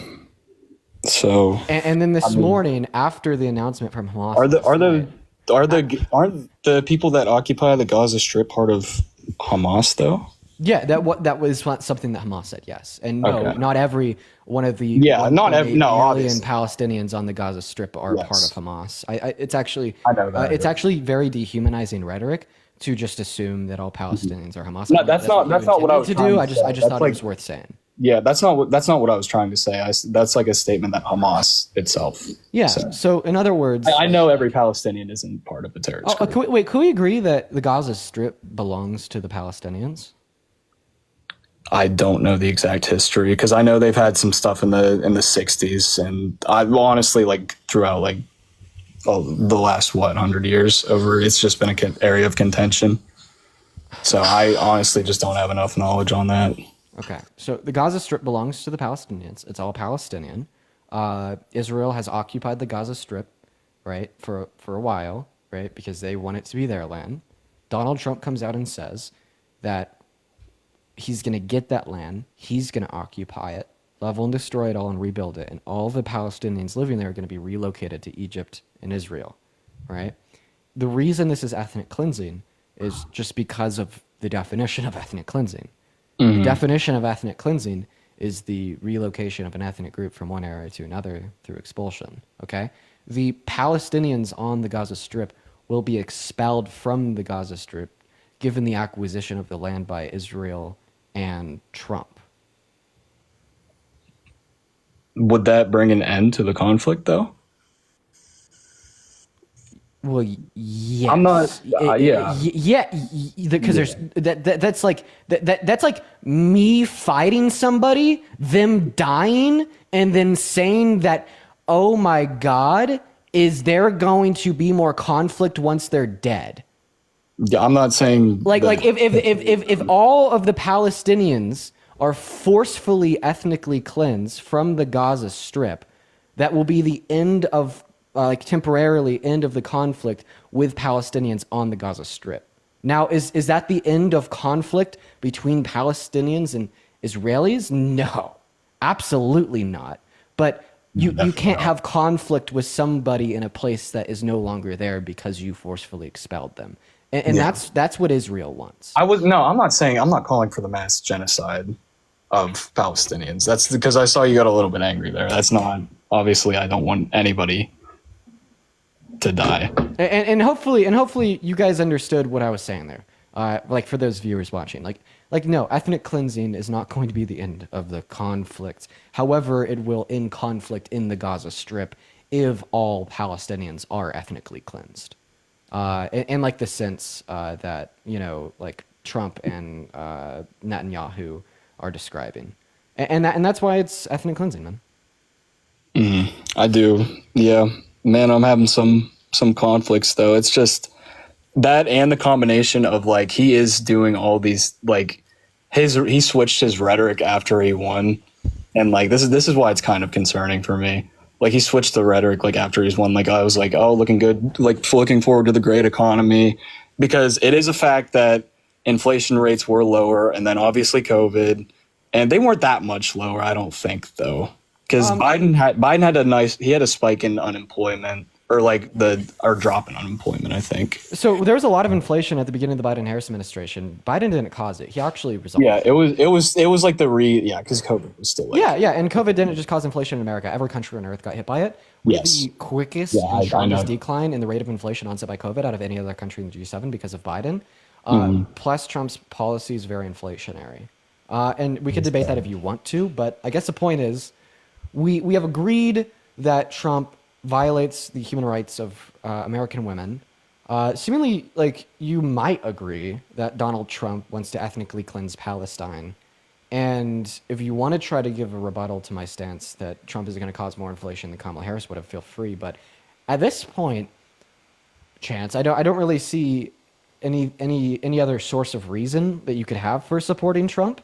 And I think, like, what I can relate this to in my own life is Christianity. So forever, I mean, I grew up in a Catholic household, and I went to Catholic school. Towards like the end of going to Catholic school, going into public school, growing up a little bit, I had no reason to believe in the Christian God. I just really wanted to, because it is faith based. Because it's not comfortable right, to change what you believe in, especially when there's so much social pressures on you to not change what you believe in. And I guess my question for you now is, do you think that you're in a place where you could recognize maybe there is not good reason to be supporting Donald Trump, but the only reason you may continue to is because of how uncomfortable of an idea it sounds to stop supporting Donald Trump? I think it's more of, if I do see a successful presidency, which, it's been a month, so that's not going to happen until later. It is hard, like, growing up, like, to change your values, obviously. And I do feel comfortable being more on the conservative level, but I like I said before, I wouldn't describe myself as, and we already argued this, like, just for voting for Trump, like, that kind of does instill me into the MAGA cult, because I'm refusing to support, like, the other side, and, like, knowing those rights he has, because we did agree on that earlier. But it's more of, what do you? Would you pay $100 a month to prevent 30 million human rights violations in America? I don't have that kind of money. What, Well, if it was available to me, yes. How much money do you spend? Well, that's an invasive question. Never mind. Yeah. Yes, that's a very invasive I'm a college question. student. Too much. Okay. So would you spend a fair amount of your monthly income to prevent 30 million human rights violations per month? In America or globally? Probably anywhere, honestly. Honestly, Yeah. globally. Yeah, sure. Sure. Okay. So I guess what that question proves is, even if you're right and I'm wrong, that Trump is better for the American economy, and maybe if Kamala Harris were to have won, the price of eggs would have gone up a little bit more, and you'd be paying 30 cents more for gas. Which, like, by the way, that's completely false and refutably so. But even if that was true, seemingly you'd still want to vote against Trump because of the human rights violations he causes. Yeah, it's just, but that's where I conflict that, because, like, I don't know if I, like, fell for a trick or something, because just his change of rhetoric after the election is what is concerning for me. And, like, I don't agree with all that, like, Gulf of America and renaming the mountain. Like, I just think that's a little ridiculous. Like, Well, I know, well, like, I love. We can't change the past. Yes. But we can change the future. You have an opportunity said. to stop supporting Donald Trump right now. To stop supporting Donald Trump for the future. Yeah, that's the goal of the live. Like, I can't change the fact that you voted for Trump in this last election, but, like, hopefully I can inspire you to promote better attitudes in the future. But this is where I stand on that. And there's, like, no guarantee that any of this is going to happen. So this is all hypothetical. My bad. So hypothetically, if Donald Trump's admitted, because he already did go back on the tariffs, which is a good, oh my God, I don't even want to get into that. But then he, went back on them and, like, oh yeah, they could semi-create American jobs, but at the same time they won't. And it's like, it's an incentive for American companies to manufacture their products here. It's more like, I saw that this guy on TikTok explained tariffs really well. I'm sorry for, like, getting into a tangent about tariffs, but he explained it really well. Like, it's more of, like, a voluntary tax, I suppose. No. Is buying the bare necessities to live voluntary or involuntary?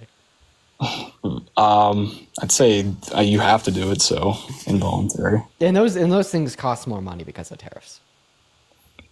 So tariffs I saw they impact the consumer on the lower level. Yeah. Mm-hmm.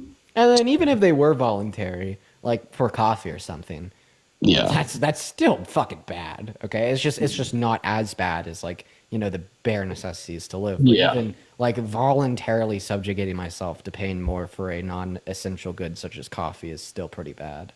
I agree, and all those economists, that's one thing I don't agree with. Like, the economist that said, like, I don't know how Economists. economist. Yeah, sorry, Right. but Well, I mean, Chance, is there anything else that you want to go over? I'm pretty sure that I've had a pretty decent conversation. sure. I've actually enjoyed this. Like, this is what I want to. I want to expand my political mind more because I love politics, but like sometimes I think I don't know what I'm talking about, but sometimes I do, and I feel like that's everybody that ever talks about politics. Like, I just want to go back on and like say like, what was I said? Like, is that factually correct? Because it is hard, and I know you do this. Like, you enjoy doing this a lot more than I do, and I'd like to be you someday. But like, dude, you very well could be. The only reason I enjoy doing this is because I just like hit a point in high school where I wanted to expand my political knowledge more. Dude, I used to be like such a Trump supporter, a very staunch one too. And like, you know, it was like so like I cringe at the thought, but I can't change it. Yeah, it's just a fact of reality. I was a very like staunch Republican, you know, like, and I remember like the thought processes too. Like I remember like just having like total and absolute conviction that conservatives were good for the economy and liberals are bad for the economy. Yeah, that's that's the site I don't want to have. Like no, like like I just remember having such staunch like conviction in that belief. And kind of what like started me on this this pathway to where I'm at now is like I first started getting exposed to the idea that like liberals are a little bit more empathetic and a little bit better for like human rights and caring about people and promoting happiness and growth, etc. And social issues. And then there got to a point where I was like, well, I'm socially liberal, but I'm fiscally conservative, and I sat there for a long while, but then I started expanding my mind even more on economic policy. Then I was like, shit, even the liberals are even like soloing on economic policy, and then you kind of learn how fiscal policy and social issues cannot be categorically separate, and they intertwine to a very high degree. So. Yeah. You know, there's some hope for you, Chance. I'd say so too, and that's like I said, that's all I want to do because in politics, like I hate how America's two-party system almost forces you to take a side, and like, you know, if you vote libertarian, you vote green, your vote's not really gonna impact the election that much. Like I want to, it's really hard to create an objective view on politics. It really is. But at the end of the day, you just gotta, and politics is value-based. Like, what do the American people value more? Like, that's what it is at the end of the day. So I'm trying to come as close as objective as I can, which does sound semi-impossible in today's political climate. But I don't know. That's just what I want to do. Well, I appreciate you for coming up, man, and I hope that you have a good rest of your day. I got one more question, though. Go for it. So what the hell am I seeing about U.S. aid paying Politico in the BBC? I just saw that as a headline. Did you hear about that or? Yeah, like there's some money. So what the hell's going on with that? So I don't know what USAID is. I'm not gonna lie. Like the first time I heard about it is in like the last handful of days. So I'm not gonna really speak on things that I don't know too much about. But like just to put it out there, like essentially all big media conglomerates.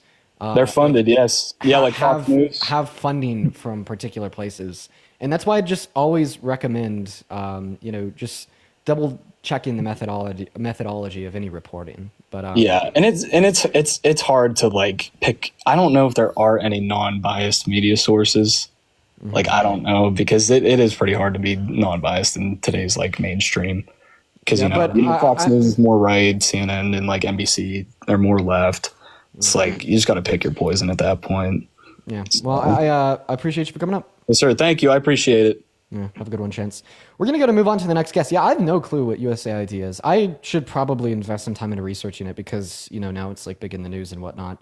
In fact, I'll probably do that after I get off live. But anyways, we're gonna move on to the next guest. That was a very positive conversation. I think like that's like how these conversations should go. We're gonna move on to the next guest. Everybody just do give us a minute. I would like to thank Gordy for the $25 donation on PayPal. Gordy, thank you so much for the love. I want to see at least 300 big W's and booms for Gordy in the chat, as well as Ashley with a $5 on PayPal. Vivian with a $20 donation on Venmo, saying keep doing what you're doing, please. Vivian, I appreciate you so much. Thank you. As well as Katie with a $10. Shout out to Katie, Vivian, Jen, Richard, Amy. Thank you guys so much for all the love. What's up, Patton? Did you vote for the Orange Menace? Yeah, I did.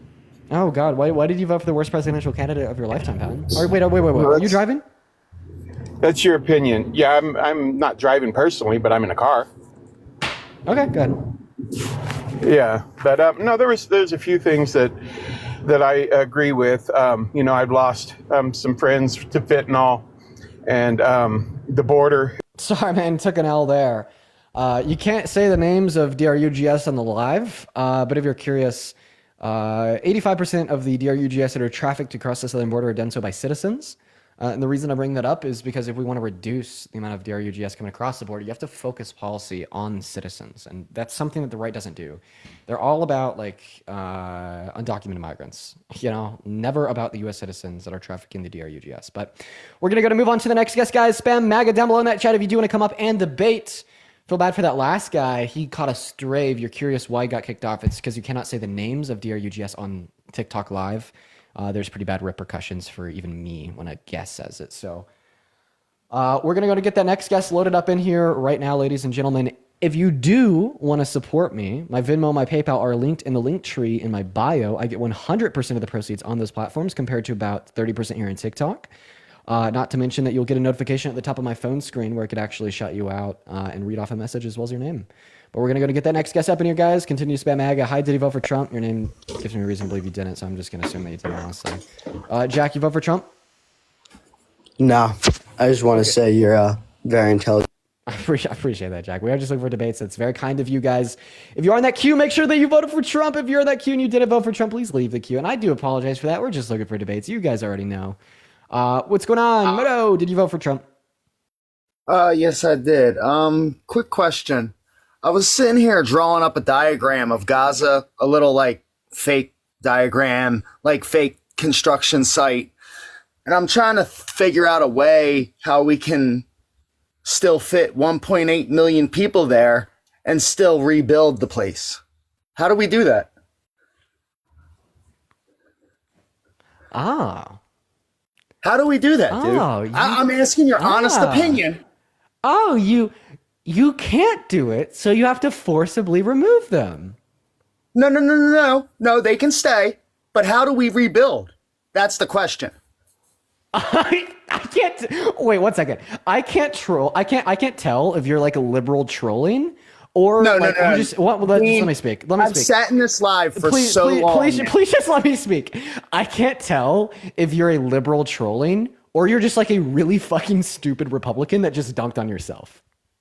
I can't tell which one is it. Dude, I'm being dead serious.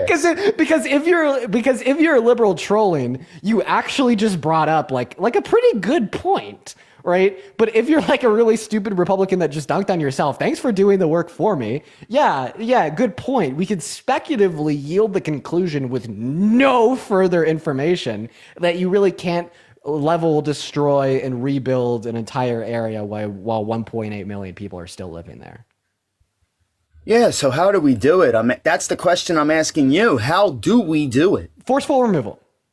No, that's not the choice, bro. That's not an option. Hypothetically speaking, that's not even an option. Okay, why is that not an option to a state because he never actually said that out of his mouth. Oh, it's you again. Okay, wow. Who's you? You were up here yesterday. You said that it's not ethnic cleansing because Trump never said that out of his mouth? Yeah, Dean, you got me. I'm busted. Yeah. Did Hitler ever call the Holocaust a genocide? Yo, stop with the rhetoric. This is a serious question. Should we just mind our business then? Did everybody in the chat, can you guys just say yes or no? The question, did Hitler ever call the Holocaust a genocide? Does that prove a conceptual point when we're discussing if Trump has to call the forceful removal of Palestinians ethnic cleansing? in order for it to be it. It does. So yeah, that's not just relevant, and it's actually it's very relevant. All right, start the muting, get that out the way first. But let's do that first. No, you have to have some grifting. You have to have attitude issues in order for me to adjust them through muting. So far, you're. I'm serious, Dean. Instead of worrying about all the bad things, how do we do it? How do we? The great Dean should have an answer. How do we? For your fans. You know. For your fans, don't dude. worry, I do. Here's my answer. The great Dean. How do we do it? Says we by not doing it. How about that? Okay. How about so we mind our business? How about we mind our business? Yes. How about we mind our business? We don't help Israel and instead we help the Palestinians. Okay, that too. How about we just help that whole place? But how do we do it without removing anyone forcefully? Oh, how do we do it? Oh wait, no, I don't think under any circumstances we should occupy the Gaza Strip. No, not at all. But you know Trump's going to try to get his fat, greedy orange finger in it, right? Yeah, and he does it by forcefully relocating Palestinians to Egypt. He will never have that kind of power over those people.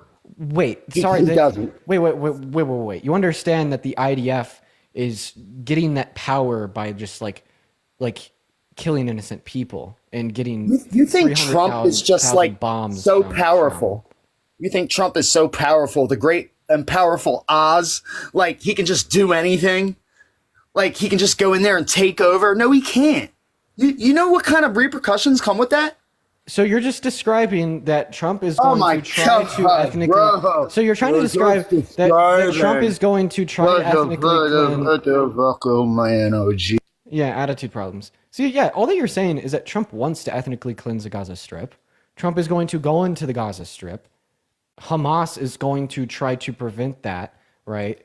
And the Palestinian people as a whole, not just Hamas, are going to try to prevent that to the highest level possible.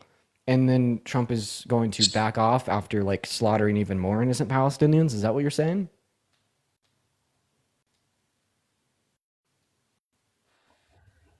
Can I talk now? No, I want you to wait another 5 seconds. All right, I got you. 1,000, 2, 1,000, 3, 1,000. You're an awfully good boy. 5, 1,000. Thank you, Daddy. Very good boy. Thank you, Daddy. So, can I talk now? Can you be serious for 1 second, Dean? And stop trying to troll me? I am never using that joke again. You just like killed, right? Like the funniest joke that has ever existed on my live streams ever. Like I'm never going to say that ever again because of you. What the fuck, dude? There's serious, dude. Oh my God. Should we just... That was funny. Are you okay, man? No, not, dude. I'm so elevated, it's ridiculous. Wait, Kesha, thank you for the $5 donation on Venmo saying, love aren't you part of the elevated community? Kesha, thank you so much, Kesha. No, I'm actually not. I'm underage. I don't do any of that illicit stuff. Rachel with a $5 on PayPal. Thank you for the love, Rachel. Shout out to Rachel. Could you thank Rachel and Keisha real quick? So that means you only voted once. Yes, I only voted once. Indubitably. Yo, can we do some math? Can we do some math real quick? You're good at math, right? Math? I'm not really that good. I got you. But let's use Parker for example. He has 1 million followers, right? Well, if you want to be precise, it's about 1.1 million, and that's just on TikTok. That's not and let's just say a roundabout number. He has about 9,000 people in his live at all times, right? Yeah. How about we assume that? I think it's pretty close, right? Yeah, pretty close. It's somewhere near there. So, what percentage of 9,000 would be of 1.1 million? What are you asking? Oh, like 9,000 out of 1.1 million? Yeah, what's the percentage on that? Let me tell you. 9,000 by 1.1 million. That is roughly 0.8%. 0.8% of the people give a shit what you're talking about. False, because what you failed to factor in for is the total views during the live stream. That is just the current consecutive. You just said it. It's 0.8%. At any of the given- people. Hey, And that's not even counting the people that aren't even your fan. I'm actually trying to describe this to you, but unfortunately, like, you're not letting me. So that's like the concurrent viewership at any given point. Like, for instance, so far in this live, I've been live for 2 hours and we have 100,000 total views. Because I like the shit of I did it probably about 500 times. So that means that 100,000 people just in like the last 2 hours give a shit about what I have to say. Yeah, but they don't stay typically. They just like and roll. So actually, the average viewership time on my I've been streams is I've been in anywhere here from- practically your whole live. so the average viewership time on my live is 12 to 20 minutes. So it's like those. Did you just hear what I said? I've been in your live for hours. That should tell you something about me. Average, so in the last 2 hours, 100,000 people have watched me for an average about 12 to 20 minutes. Oh, that's pretty good. But we're not talking about you. But we're not talking about you. Yeah, you have less followers. You have less. I was just talking about Parker, not you. I have more followers than Parker. On this account, no. No, on this account down here. Oh, okay, yeah, that one. So let's do the math on that one. What's your follower count on that one? 2.5 million. All right, so you have 8,000 people in here. Let's say 8,500 divided into all your followers. What's that equate? That's going to be less than 8%, 0.8%. That's going to be less. Okay, so am I just like, are you just like exposed to like how social media works? No, because I came on here and asked you a genuine question. Kind of like the mechanisms behind like digital marketing and whatnot. So there's like a lot of things that you just don't account for. Like, I mean, are you a boomer? Like, were you born either in 1964 or before? Because like this is just like boomer talk. I'm not gonna lie. I came on here and asked you a serious question, though. Wait, I have a question. Are you a Christian? No. Okay. Well, I'm really. I don't. But while we're on religion, we can talk about Leviticus if you'd like. You are a Christian. So how many people were alive on Earth while Jesus was? A couple million. How many people listened to Jesus? 12. Let's talk about Leviticus. Yeah. So let's talk about slaves in Leviticus. Let's talk about that. Oh my God. So, hey, Rachel, thank you for the $1 on PayPal. I appreciate you so much for the love. No, I want to talk about why you support Donald Trump. I came on here and asked you a serious question. You couldn't answer it. You've never said a serious thing in your life. Doubt that. You didn't answer it. How do we build Gaza without removing the people? We don't. You can't answer it. The answer is we don't. Then we mind our business. Well, that's not what Trump's doing. And that's why I say Trump is going to... I'm asking you. We should mind our business. Yeah, we should not occupy Gaza. We're going to move on to our next guest. We got Vinny loading up. We're just going to kick him out. He's kind of annoying. Hello, Vinny. Did you vote for Trump? Yeah, yes, I did. Are you driving? No, I'm not. Okay, why'd you vote for the worst presidential candidate of your life? Look, I don't know what it is. I would like to say something before I get into that. All right? I don't know what it is, but something about all you liberals and your eyes just enticing me in, pulling me deeper into your eyes. You think that's a coincidence? I don't understand that. Like, I used to go to the Walmart, and it's just all of a sudden, like, I'm in the produce aisle, and the bananas are looking real good to me. They never did that before.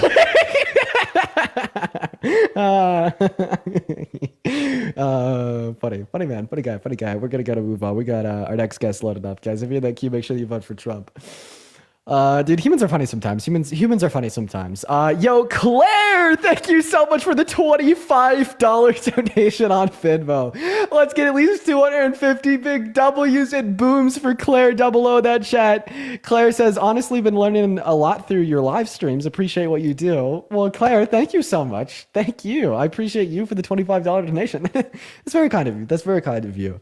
By the way, guys, so I've finished furnishing the studio set, and actually today, immediately after my stream, I am going to go out and buy shit to decorate it all. Maybe after the live stream, I'll like show you guys around the room.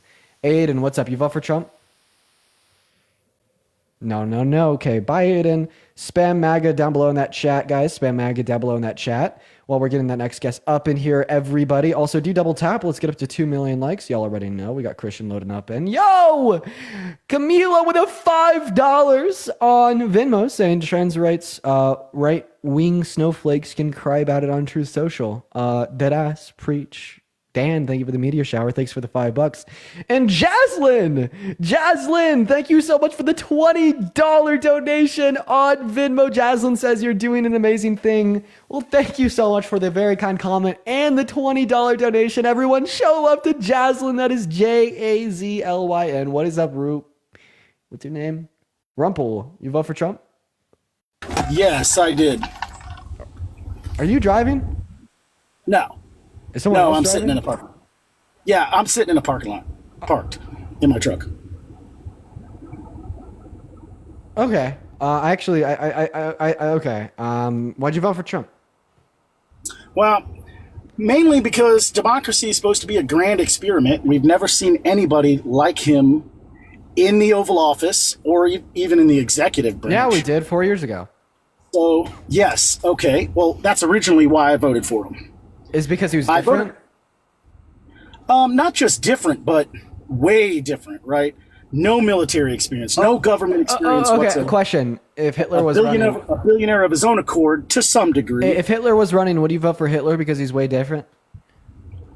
Well, I mean, hypotheticals are hard to answer, but I mean, given what I know about him. Sorry, you didn't immediately say no, so we're going to kick you and move on. Everybody just do give us a minute. We got Joey loading up into the queue. Everybody do just give us a minute. Guys, please do spam Maggie down below in that chat. Yeah, we just kicked out that last guest. You know, like, hard if you can. Sorry, I'm not going to torture myself and talk to, like, someone that can't tell us he wouldn't vote for Hitler. Like, I'm sorry, guys. I'm sorry, man. We got that next guest loading in right now. Everyone just do be patient and give us a minute, y'all. If you want to support me, my Venmo as well as my PayPal are found within the link tree in my bio. We're just trying to get that next guest up in here. MAGA in the chat, guys. Spam it, spam it, spam it. Everybody, please spam MAGA in the chat. Kelman wants to join. I've seen that everybody's been talking about Kelman in the chat, but I don't know who Kelman is. Kelman, please hop in that queue. Spam MAGA in that chat if you do want to join. I guess I will try to find MAGA. Sorry, I guess I'll try to find Kelman. I'm just really not saying them. What's up? Did you vote for Trump? Hello? Me? Yeah, hi. Oh, sorry. I just wanted to say Scotland hates Trump. Yeah, then don't spam MAGA in the chat, please. Like, I understand that you're just saying that you don't like Trump, which I could appreciate and agree with. But when you like try to intentionally deceive me to get up on the live by like saying that you voted for him in the comment section, like that's just like a very pure, blatant, and intentional violation of the boundaries of the live, and I don't appreciate that. Hello, Sunshine. Did you vote for Trump? No. Okay, moving on, guys. Everybody just continue to spam MAGA down below in that chat if you want to come up. Still looking for that next guest. I do apologize that it's taking a minute. If you're one of the 7.4 thousand people in here, just double tap on that phone screen for me. Spam MAGA in that chat if you voted for Trump. Hello, Flint. Did you vote for Trump? Take care of your child. Whee! Moving on. Still looking for Trump. Hi, you vote for Trump? Okay, automatically left. Jeez, y'all. Oh, fuck. John's loading up in now. Hey, you vote for Trump? I did. Hi, by the way. Hi. So why'd you vote for the worst presidential candidate in your life? Because he's the worst presidential candidate. This is going to be a bit of a strange argument for you, but I agree with you on almost absolutely every point. I voted for Donald Trump. Hear me out. This is strange. Because I think he's awful. Okay, Not trolling. What are you, the Grinch? No. No. I believe that Donald Trump is going to dismantle society entirely. You think that's a good thing? I'm an anarcho-primitivist, Dean. What good do we yield out of that? Dean, I believe that it is the first step in a reversion to a state of primitivism. I know, but I'm asking you what the good is. What's the good that is yielded of such? Of returning to a primitive state? Yeah. Enhanced free will. I believe that Unfortunately, the society that we're in now confines us by laws and other measures. And I believe that if we want something, we should grow it or get it. Want banana, get banana. Okay. If you were in Germany in the 1920s, would you have supported Hitler because of the whole? Absolutely not. Absolutely not. Because I think Hitler was a vile person. I think he was racist, and I'm entirely against racism. Wait, is Trump racist? Absolutely. So does this mean that you want to support Trump? No, Trump doesn't want to kill people because of their race intentionally. At least I don't believe so. So your only hard line is killing people because of their race intentionally? No. I don't think so. But I think that that's the extent of what. I actually might be able to say that could be produced by product of his ethnic cleansing of the Gaza Strip. I would say that's a risk. Absolutely. And I do agree that what he's doing is terrible. Is it crazy that we could even apply that to Trump? I think that. Listen, man, I'm not gonna lie. Like, I don't really have any like moral consideration for people like you. The reason why I say that is because you're like, oh yeah, like so Trump totally infringes upon the human rights of all American women. 60 rape victims per day, perpetuating racism, misogyny, sexism, calling for ethnic cleansing, but you support it all because you want to live in the woods. Like, I can't live in the woods, unfortunately. I just don't think like that's a view that it should even be should have any mainstream considerability. Like the bar's in hell, you're just like I want the bar to be in hell and like fucking eat bark. So honestly, what I'd recommend you do is just like go move to a national park. It's illegal. It's illegal. Oh wait, I think you don't care about that. I don't, but unfortunately, society does. Yeah, well, go hide. Just go hide. Never be seen by a human again. Go hide in the wood. Okay. Goodbye, Dean. Wish me luck. Moving on to the next guys. Here we go. All right, guys. Everyone do just give us a minute. What's up? You vote for Trump? Okay. All right, here. Moving on to the next guest. Here we go. All right, man. What the fuck is that view? I just, I've actually heard that view a handful of times before. People like hold that neutral. I feel like it's just like they just want attention, maybe. Like I'm pretty sure like everybody that holds that view is just like a massive attention seeker. And I'd like even say that it's likely that he didn't even vote for Trump. He probably just didn't vote at all.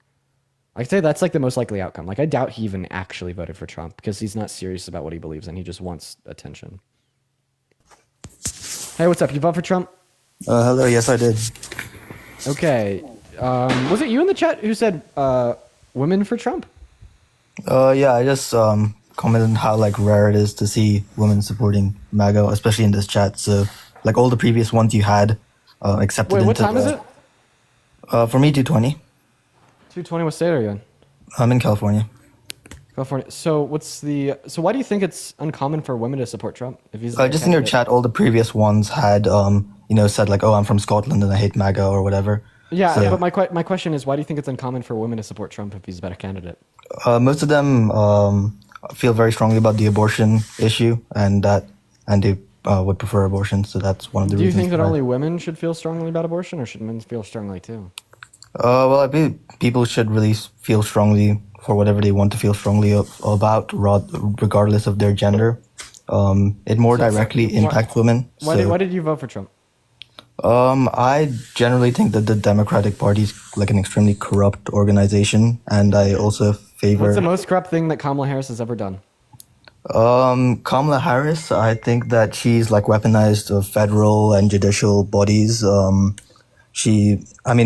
It's more than, what federal body did she weaponize? During the elections, she denied like FBI protection to the RFK, made great attempts to not allow him to be on the ballots in many states, etc. But my point is more about the general. Okay, so the worst thing she's ever done is denied Secret Service protection RFK. So did you know this actually granted RFK after Trump's assassination attempt, and that wasn't even controlled by the VP, that was controlled by the president. So what's the most corrupt thing that Kamala Harris has ever done? So I was going to continue, like I have multiple reasons why I'm not voting for... I know, but I want to investigate the first thing. What's the most corrupt thing Kamala Harris has ever done? When she was a prosecutor, I'm not 100% sure about this. Don't really know about the corrupt things that Kamala Harris has done. I was saying that the Democratic Party is corrupt, and then you asked me about things that Kamala Harris did that are corrupt. Yeah, but one thing about Kamala Harris that I think that I'm not 100% sure about this, But while she was a prosecutor, I think that she did like imprison many, like thousands of African Americans and used them for labor. So Yeah, my question is, how do you know that? Because California didn't even report race statistics for prison inmates while she was DA of San Fran. yeah, so DA of the state. I've just like seen this before. I don't really. So you just see things on the internet and believe them? Well, no, you like really pushed me into sort of like a very narrow. So in other words, like the most corrupt thing that you think Kamala Harris has ever done is like a Facebook meme. Got it. You know, the most thing that Trump has ever done is trying to silence the voice and the vote of all Americans that voted in the 2020 election. He also tried to coup and rig and steal the outcome of the election from Joe Biden. Then he admitted to it to the Supreme Court. Yeah, do I need to like continue about how like bullshit it is that you'll sit here and you'll say that, oh, the Democrats are so corrupt and the worst thing you could come up on for Kamala Harris is a misinformation meme on Facebook, and then meanwhile the worst thing I could come up with on Trump is the biggest internal attack on our democracy since the Civil War? Well, I didn't say that Kamala Harris was corrupt. I said that the Democratic Party was corrupt. So you misrepresented my argument about 3 times to put me into a very narrow spot where I could only come up with that Facebook meme. So you didn't vote for Kamala Harris because of others associated with the party. I have a question. Confederates, KKK members, Proud Boys, white supremacists. They were Democrats. What side of the? They were. Who are they now? I mean, the South. Like geographically, they are from the South, but who are they now? Like who are they now? So you're gonna like blame them based on what their ancestors or people who lived in the same geographical region does? Like I think that the Democratic Party. I'm talking about proud racists today. Like who do they vote for? Another white man. I generally think that there are racists on both sides, but in different ways. Wait, I think Kamala Harris obviously there's racist people on racially discriminates against whites. The question that I'm asking is the Proud Boys, KKK. Oh yeah, those are all Republicans. Okay, so not even a question. So I could say that I voted for Kamala Harris because the Republicans are really racist, right? Yeah, you could. But like not all Republicans, and I don't think Republican policies are racist. So on the other hand, I do think that Democratic earlier when you called me disingenuous racist. for asking you for the most corrupt thing that Kamala Harris has ever done, you tried to paint that as me being disingenuous because you said the Democrat Party as a whole. But when I then conflate some Republicans that are proudly, extrovertedly, and explicitly racist against Black Americans, you say, well, we have to avoid confusion by denoting the fact that that isn't a true representation of all Republicans, thereby it wouldn't apply to Trump and his administration. Well, so no, because you agree with logic when it's about Trump, and then you disagree with logic and actively promote anti-intellectualism when it would apply to Kamala Harris. I don't think that's true at all, because I'm saying that the democratic institution, like not the democratic institution, the Democratic Party, like the institution relating to that party, is incredibly corrupt. Okay, and, what's the most thing that the Democratic institution did in the sense of corruptness under Biden and Harris? Yeah, so I think that in general they, are basically profiteering from like all kinds of crises, including like medical crises, wars in like Ukraine and Israel. You think that the industrial military complex is partisan? Well, no, I think that Trump is, you fucking idiot. I think Trump is less like part of the institution, and like a more outsider figure. Wait, what? He literally said that he wants to occupy the Gaza Strip. What do you mean? Could you repeat that? You're saying that he's less involved in what's going on in other places in the world. He wants the U.S. to occupy Gaza. Yeah, like that's not really what I was talking about. Yes, you literally said Israel. You said Israel. That was exactly, precisely, undeniably not just what you were talking about, but that word even came out of your mouth. You disingenuous fucking donut. Stop being such an asshole, right? And at least have a spine and stand behind what you say. Okay, so what I maybe you might have misunderstood me, but what I was trying to say is that the Democratic Party are trying to I think are trying to perpetuate these wars and in order to make money, essentially. Yeah, have you ever heard a Democrat say that they want to possibly invade Greenland with the military, which would start a war between America and Europe? Well, this was about why you voted for Trump, so It's a yes or no question. Well, no. No, have you ever And I think heard it's a a stupid Republican idea. say it? I think it's a stupid idea that to invade. Come on. Okay, just jerk it out. There we go. We got the next guest loading up in. Oh my God. Yeah. The whole, oh my God, the Democrats are so crap. It's just such a hard word to refute. I wonder if we could find and identifying information about you on your page. Bro, you straight up have like information about where you're at on your page, and it says God is good in your bio. Yeah. Conservative Christian get into heaven challenge, like incredibly hard.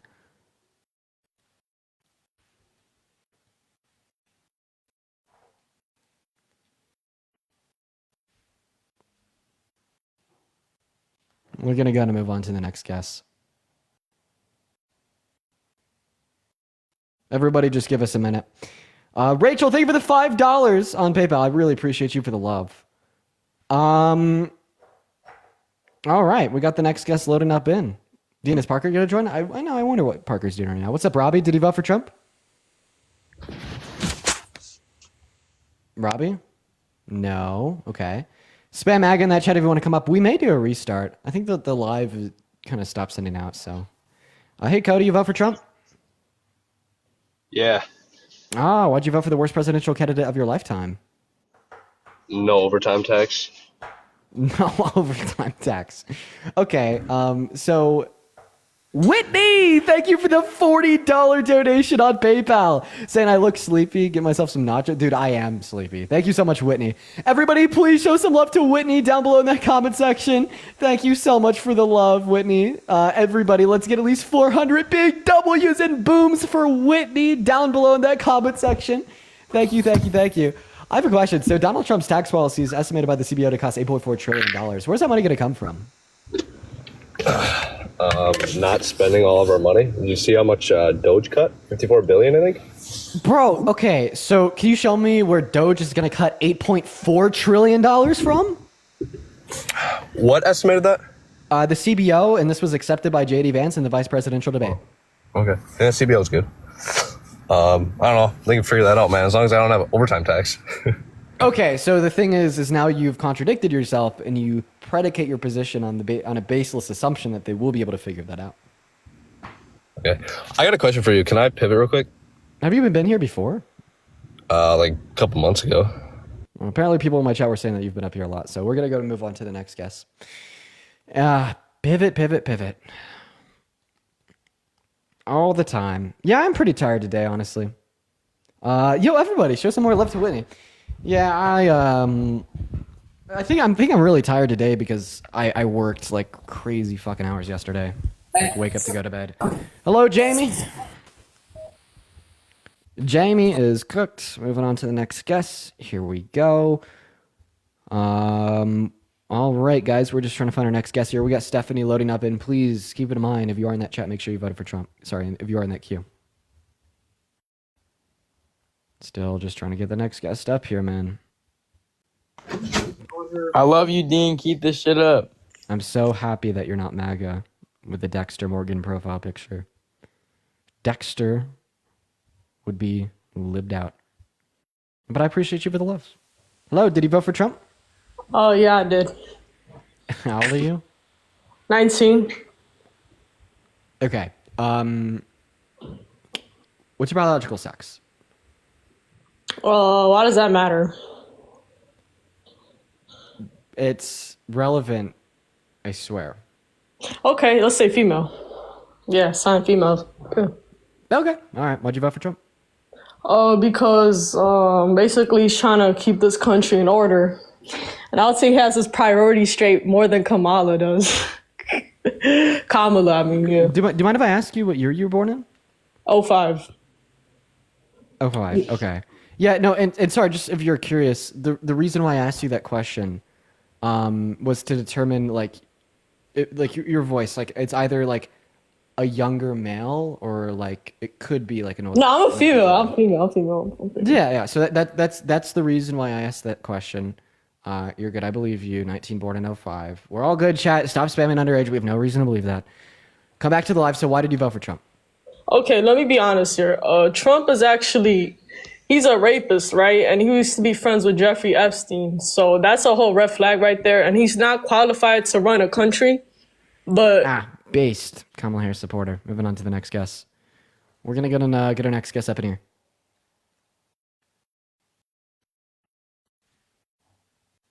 All right, guys. Everyone, do just give us a minute. We got Matthew loading in.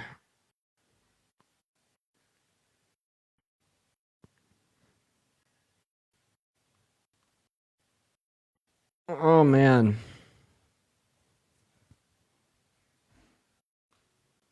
I apologize for like the time in between the debates. Someone in the chat said, "Are we allowed to say base today?" Yeah, we're gonna make base based again. All right, we got Peter Pop loading up. Hopefully, Peter is here for a debate. Hi, you vote for Trump? Yeah, I did. Why'd you vote for the worst presidential candidate of your life? I low-key voted for him because I have a more Christian viewpoint since I am Christian. Got it. Can I ask you a question? And I don't really. Yeah. Yeah, so if you heard somebody on the street be like, oh my God, practically all rich people are really, really evil. And if heaven is real / heaven is real, pretty much all rich people are going to burn in hell for their eternal existence. And like practically none of them would get into heaven because it would be really hard. Like, where do you assume they fall in like the political spectrum? What makes you say that? That's just a question. What makes you say that all rich people... Do I believe? Are you asking if I believe that they will, or? No, I'm asking you if somebody said that, where would you assume they fall in the political spectrum? I mean, I don't really know, because off that one question, I just don't think they know enough about religion, or at least Christianity, to say that. To be able to judge someone. Wait. This has like little to do with like Christianity. Basically, I'm just asking, like rich people haters that say like most of them are really fucking evil and probably deserve to burn in hell for eternity. Most of them, at least. Like, like are those like radical leftists that usually say that? I mean, I think so, because a lot of people use hell in a way of just saying as punishment, so they don't actually use it in a Christian way. So they just say. But now, like, what if someone like literally said that? Like, oh my God, like it is so hard for somebody who's rich to enter into the kingdom of God. Like, it's easier for a camel to go through the eye of a needle. Is that also like something a radical leftist would say? I'm not sure. I'm really not sure. I don't know how to. Yeah? Why aren't you sure all of a sudden? What do you mean, I'm not sure? So you're taking only one viewpoint. So rich people, obviously. Why are you Let all me of a explain sudden? myself. Because you were very confident that just before, as a radical, you always hear the radical leftist saying that. What happened? I didn't say that. I said I don't know, because off of that one thing, I can't tell if your viewpoint. I just can't tell from people. Okay, if someone says eat the rich, where do they fall in the political spectrum most of the time? Liberal, because that's a liberal saying. Okay, if someone says rich people are evil, where do they fall in the political spectrum most of the time? Again, that can be 50-50, because that doesn't tell me anything about their political or religious views. It doesn't tell me anything. It just tells me they just believe that they're You're fucking lying evil. to yourself. Okay, I want you to point out one conservative in mainstream media ever who has ever said that rich people are evil. I'm not sure, but at the same time... How many examples do you think I could give you of people on the left saying that? I don't know. You probably could, yeah. So it's more typical, like that's going to be a leftist belief, right? Sure. So would you say that, Go like, ahead. saying it is easier for a camel to go through the eye of a needle than it is for someone who's rich to enter into the kingdom of God is a leftist belief? Yeah, you could. So you could say that. That's Matthew 19:24, and that's Matthew 19, 24, and that's Jesus talking to his disciples. So if Jesus is a leftist, why aren't you? Okay, so Jesus isn't a leftist or a conservative. He's neither side, right? No, he's definitely dude's like socialist all the way. You think he's progressive? Oh, what the hell? Is it what? Yes, very progressive. You're like, so literally, you like we have like pretty damn good like moral ideals from the New Testament, by the way, just the New Testament. Okay, so if we talk about the New Testament, we can talk about Paul here real quick. So Paul clearly states that homosexuality is a sin.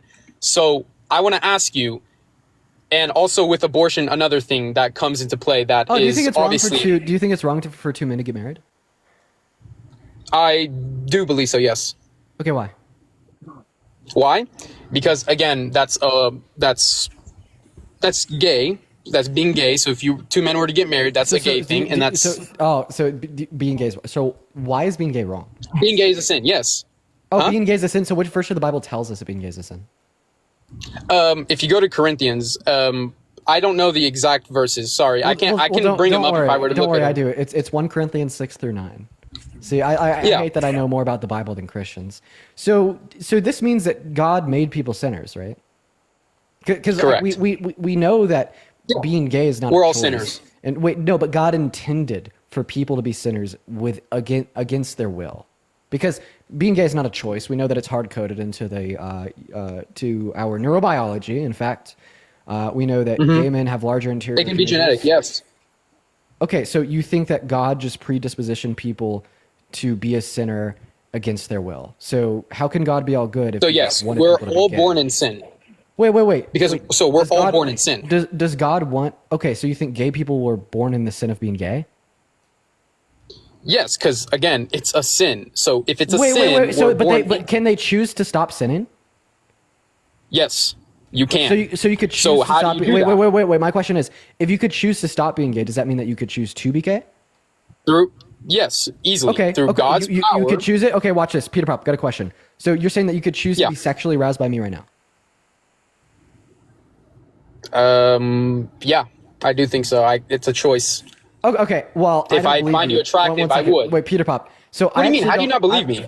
Well, because I don't believe things without evidence. Is that fair? So I'm going to need you to provide evidence for your claim. I would like you to choose just for a moment to do so. Say, Dean, I'm sexually aroused by you right now, and then just choose back. What do you mean? You want me to say that? We'll make the choice real quick. Say it out loud. No, I'm not going to say it. I wouldn't want to say that. I don't want to say that. Okay, then your claim has no evidence. Sorry, buddy. You need to be able to provide evidence for what you believe in. I say it, wait. I'm so sorry. Peter Pop, I'm going to need you to step back for a moment. This is an intellectual debate live where we only posit hypothesis that we can give evidence for. It's always like MAGA who's like, I believe in this, I believe in that, but Dean, I can't give you any evidence, and it's just my emotions that drive this. But I'm so sorry, buddy. Dean, I'm not sexually aroused by you. Today's a day of reckoning. You have met your maker. I value fact over feeling, so I'm going to need some facts to justify what you believe in is true. You say it's a choice to be gay. Choose to be aroused by me. Point that out. Say it out loud. Give me evidence, and then just choose back. Thank you for the galaxy. Oh my God. Go ahead, yeah. After I'm done memeing, I'll get it to the sides. We got to do this first. This is always the funny part, right? Okay, so if I say that I'm not sexually aroused by you, is that evidence of me not being that being a choice? No. Of a statement that I made. Wait, I have a question. How's that not? Do you think that all sexual arousals are a choice then? I don't know. So the thing is, if wait. If it's a choice to be aroused by another man, it's definitely like all that you're saying is that the category. Yeah, you're right. Yeah. You're telling me. So you're theoretically telling me that you could just choose to be a P3DO. So the thing is, that's a crazy, usually the thing is. So is it not a choice? Because the thing is, even if you're mentally ill. Oh my! Oh my God! You could make that choice. Could you choose to like be like by a chicken? Could you by dog shit? So there's there's all these different types of arousals that there can be. Like that's just how some people are. So can you choose to like have those feelings towards dog shit? I mean, maybe if that's what you're into. I don't know, bro. But dude, explain. No, explain. Listen, explain, please. I really want to understand what you mean by that. So, like, yeah, it is a choice, listen, and I want you to. No, our attractions are not a choice. And listen, we know this is a fact. So we could actually point out like the necessary, biological conditions that must exist in one to be gay. Like, for instance, gay men have larger interiors in the context of their neuroanatomy compared to straight men. They also have different associations along the genetic code, such as the XQ23 chromosome. Alongside various other things such as levels of FSH and the AINH3 subsection of the hypothalamus, alongside some other things. If you want like the studies for this, I've made like a handful of videos about them on my main account like a year ago, so my memory's a bit washed, but you're good. I still have some information on mind here. And I guess the point is like, no, we can't choose these things. And if like we exist under like a godly worldview, all that this means is that God chose and intended for some people. Does that not contradict God giving us free will? No, it doesn't contradict God giving you. How free so? will. Does the color of your eyes contradict God giving you free will because you can't change it? Okay, well that's that's not something you can change without actually doing it. Being gay, you can definitely see what I mean? Like, no, it's like our sexual orientations are encoded. But this falls into faith. One second. Our sexual orientations are like encoded into us, just like the makeup that would, discover the color of my eye, the color of my hair, the color of my skin, my height, the size of my foot, etc. Then also, not to mention, like, even if this was a contradiction with the teachings of the gospel, all that this means is that the gospel is false, because we know with certainty through the use of objective purposes of science. You don't think there can be miracles? Recognition that it is the case that these preconditions towards being gay exist. Okay, so the thing is, Elena, thank you for the $5 donation on PayPal. I appreciate you for the love.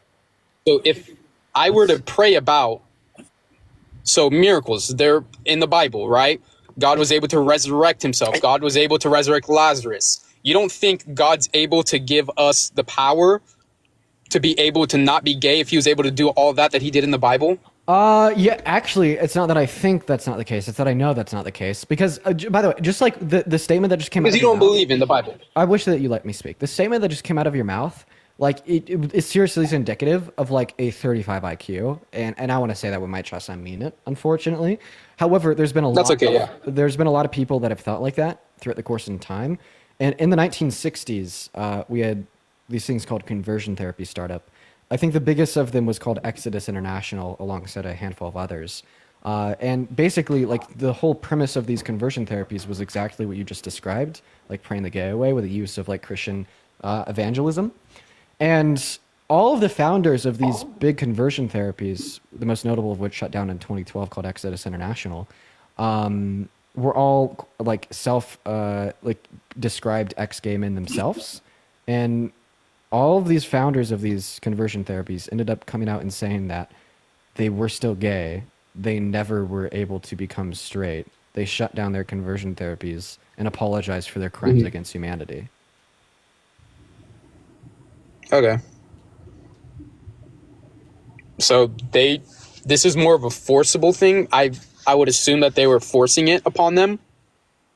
So if it's not something that you're willing and you're convicted to actually go forward about and to want to change, because if you really realize that it's not a right thing to do to be gay, say you were to realize that it's not a right thing. I find no evidence why it's wrong to be gay. Yeah, he got banned for hate speech. See, like, I'm glad he got banned. Like, I don't even chat. I'm gonna be honest. Like, I don't even know if when I first started debating on here, I first started debating, and I'd like debate individuals that thought it was wrong to be gay. I don't know if I could do it anymore. Like, maybe I just did it for so long and talked to so many people that I just got predisposed to not having like very visceral and emotional reactions to that shit. But I guess just been so long since I've had those discussions that shit makes me want to like throw up hearing that rhetoric. You know what I mean? Like, it's so uncomfortable even just having that discussion because of how like pissed off like that rhetoric makes me. Like those arguments are just so disgusting. Like they're just appalling, man. They're so appalling. We're gonna go and get that next guest up in here. Everybody, do just give us a minute. We got Pop-Tarts loading in. Ugh. Yeah. What's up, Pop-Tarts? You vote for Trump? No. Yo, Dean, I actually love you, bro. Dean, bro, I actually love you so. Hey, man, I appreciate you for the love. Base guess. If you're in that queue, just make sure you vote for Trump for me, y'all. We are just looking for some debates. I would like to thank Ray. Thank you so much for the $5 donation on Venmo, saying if sexuality were a choice, straight women wouldn't exist anymore. So real. Thanks for the $5. Dean, you're the god. I love. Thanks, Molly. Shout out to Ray. As well as Tree with a $25 donation on Venmo. Tree says, I have 2 jobs and I cannot be productive until you/Parker get on and I can have y'all as my background noise. You're keeping me going for real. I love you, dude. I love you too, Tree. You're always in here hanging out. Dude, I want to thought see. the Daily Show was supposed to start this week. Yeah, we had some delays. Okay. Unfortunately, but we're really, really close. We in fact only have one more thing to do for the set. All right. Yeah. So the delays with the Daily Show has just been like furnishing the background, right? And we actually got that all done yesterday. When I go to end the live, I'll have to show you it. And actually, the reason why I'm on early today is because I'm going to spend the second half of my day going out and just buying things to put in the background. It's going to look really cool. You're having many more days? Yeah, well, I mean, it's just like I want to take my time. And at the start, I think I was, because of the TikTok ban, I was like, I really got to rush throwing this set together. But after, we got the 75-day extension, now I'm like, okay, well, I don't need to rush anymore. It's probably a good idea to just really slow down and take my time. Liz, thank you for the $8 donation on Venmo. I really appreciate you for that love, Liz. Thank you so much. While we get the next guest up here. I feel like there's a lot of people in the queue that didn't vote for Trump. If that's you, please just leave. Matt just texted me saying I need books for the bookshelf. Yeah, I do. That's one of the things I'm going to go out and do today is just get a bunch of books. It'll be cool. It'll be cool. I'm even thinking about doing a restart on the live. I feel like I'm not really sending out that much. By the way, if you want to support me, support the stream, support the studio, my Venmo and my PayPal are linked in my bio. In fact, they're the first links in my link tree. I get 100% of the proceeds on those platforms. They go straight to me as well as they kind of act like a YouTube super chat in a way. You get a notification at the top of my phone screen where I could give you a shout out. Whatnot. What's up, Jay? You vote for Trump? Hey, how we going? It's going all right. Did you vote for Trump? I'm Australian, man. All right, guys. I would really like it if you could just follow the rules, dude. I lose like an hour and a half off of my lifespan every day because people don't follow the rules.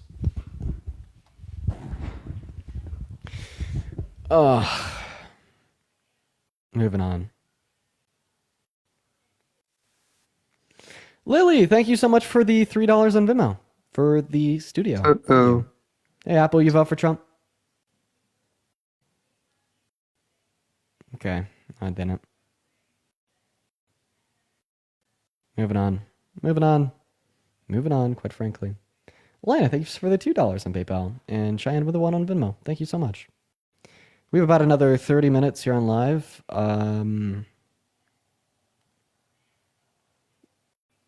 Maybe we just do a raid over to YouTube and we do like random debates on Omi TV.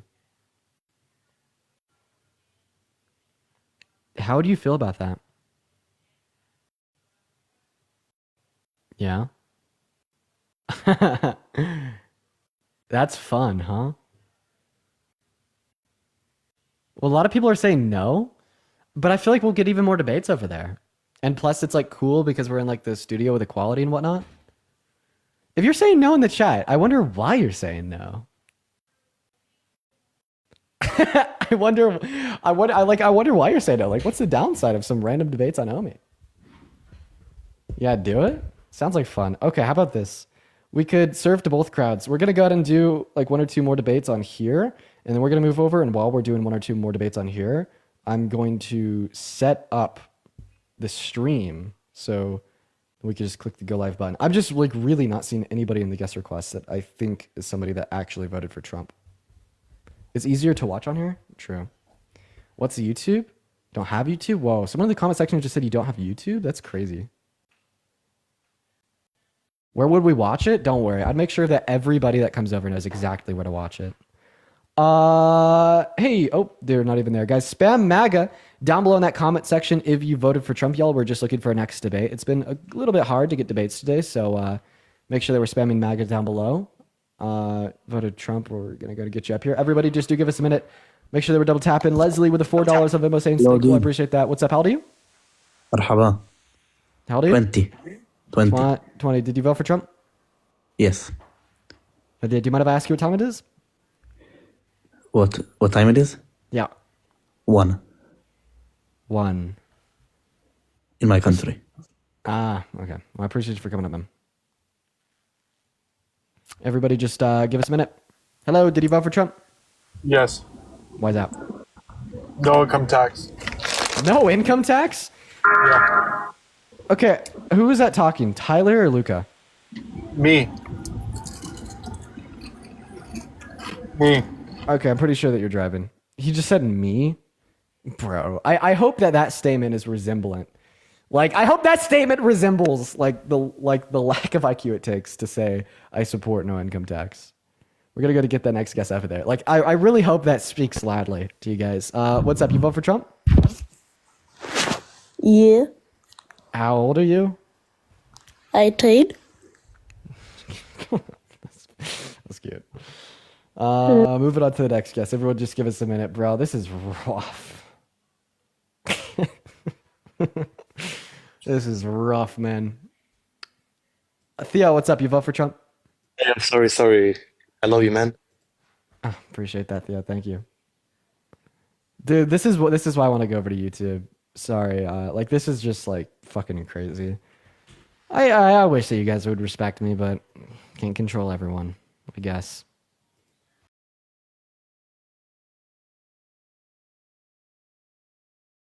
I guess.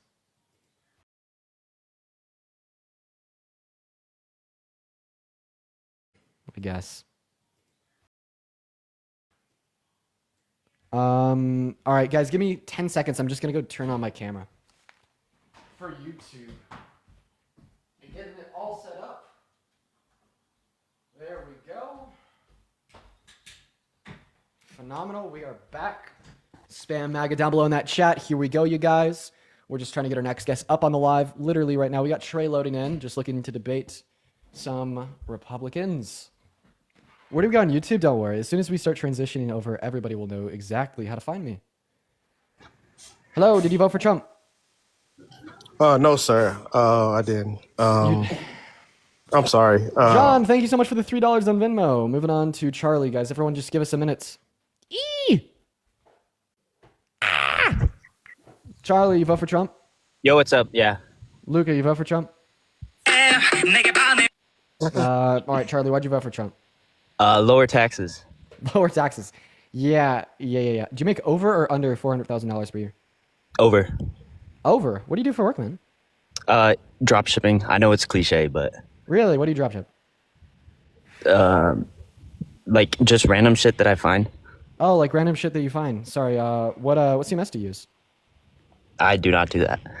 Okay, I lied. Wait, of course it's because. Oh yeah, you want to know why I was asking those questions? Because I've been a professional full stack developer for the last 5 years, and in fact, I've built out an endless supply of e-commerce websites. And yeah, I just thought I'd ask you a single question to show. That's cool. So is your annual income over under 400,000? I just didn't want to sound cliche saying that it's because my parents make more than that. Okay, how do you? I'm 22. 22. So I mean, eventually, you are either self-sufficient right now, or you will be in the future, right? Yeah. So like, I think that if your parents make a whole lot of money, they're going to be fine with paying a little bit more in taxes, and you should probably consider what's going to be better for yourself, right? Yeah, but I think that in turn is going to benefit me as well. I don't think. How so? Because Trump wants to lower taxes for everyone. Oh, no. So anybody making under $395,000 per year will actually not be benefited when we'd also consider as tariffs. Not to mention, what was that? only benefited you. What was that? Oh my God! What was that Yo, last bit you said? one second. I gotta thank someone. Oh my God, Christian. Give me 1 minute, dude. Did I miss it? I did. Yo, Christian, thank you so much for the $40 donation on PayPal. Saying, you missed my dono a full hour ago. I'm eternally disappointed. Not really. Please don't go looking for it. It was a joke. Well, I already went and I found it. I did. I completely missed your donation from an hour ago. I'm so sorry, man. Thank you so much for the $40 donation on PayPal. I'm so fucking sorry. Let's get 800 big W's for Christian down below in the chat. And I am really, really, really sorry for missing your donation, man. Massive W's for Christian. And holy shit, yo! David with a $75 donation on Venmo. Holy crap. Thank you so much, David. Show some love to Christian and David down below in that chat. Thank you so very much. That means the world. Holy crap. Thank you so much, you guys. Massive shout out to David and Christian. It means the world. Thank you so much, y'all. We're going to get that next guest up in here literally right now. Let's go ahead and see what they have to say. We got Kiki loading into that box. Here we go, ladies and gentlemen. And thank you so much. And Rachel, thank you for the $2 on PayPal as well. Kiki, what's up? You vote for Trump? Yeah. How old are you? 22. 22. So why'd you vote for Trump? I like his policies. Like which one specifically? I just like the guy. You just like the guy? Okay, so what about his character do you like specifically? He's funny. Oh, you like his sense of humor? Yeah. So sense of humor over human rights? What do you mean? I mean what I said. Like, he's currently violating the human rights of millions of American women, and he wants ethnic cleansing in Palestine. So it's like, sense of humor is more valuable. I don't care about Palestine. I don't even know where it is. I just like Trump as a person. So you don't care about humans outside of yourself, right? I have a question. Do you care about the Holocaust? What's that?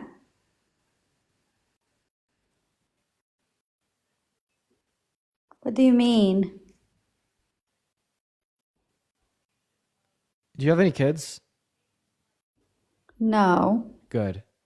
That cat in your profile picture, are you the only individual looking after it? Yeah. Bad. If you How old are you, Dean? If you want to do something good for humanity, you should take that cat and give it to somebody who will be able to take care of it. How old are you, Dean? I'm 20. Okay, so don't talk to me like that. I'm older. You think I give a fuck? How many times you been around the sun? Yeah, so fuck you then. Oh wait, I thought you didn't care about what other people did. Now, all of a sudden, don't care about millions of people getting ethnically cleansed, but you do care about one guy that called you a bad cat mom. Bye, little boy. I don't even think you know how to leave. Like, I seriously, if you don't know about the Holocaust, if you don't know about Palestine, I don't even think you know how to leave. Sorry. So far I'm right. Like, you're still here.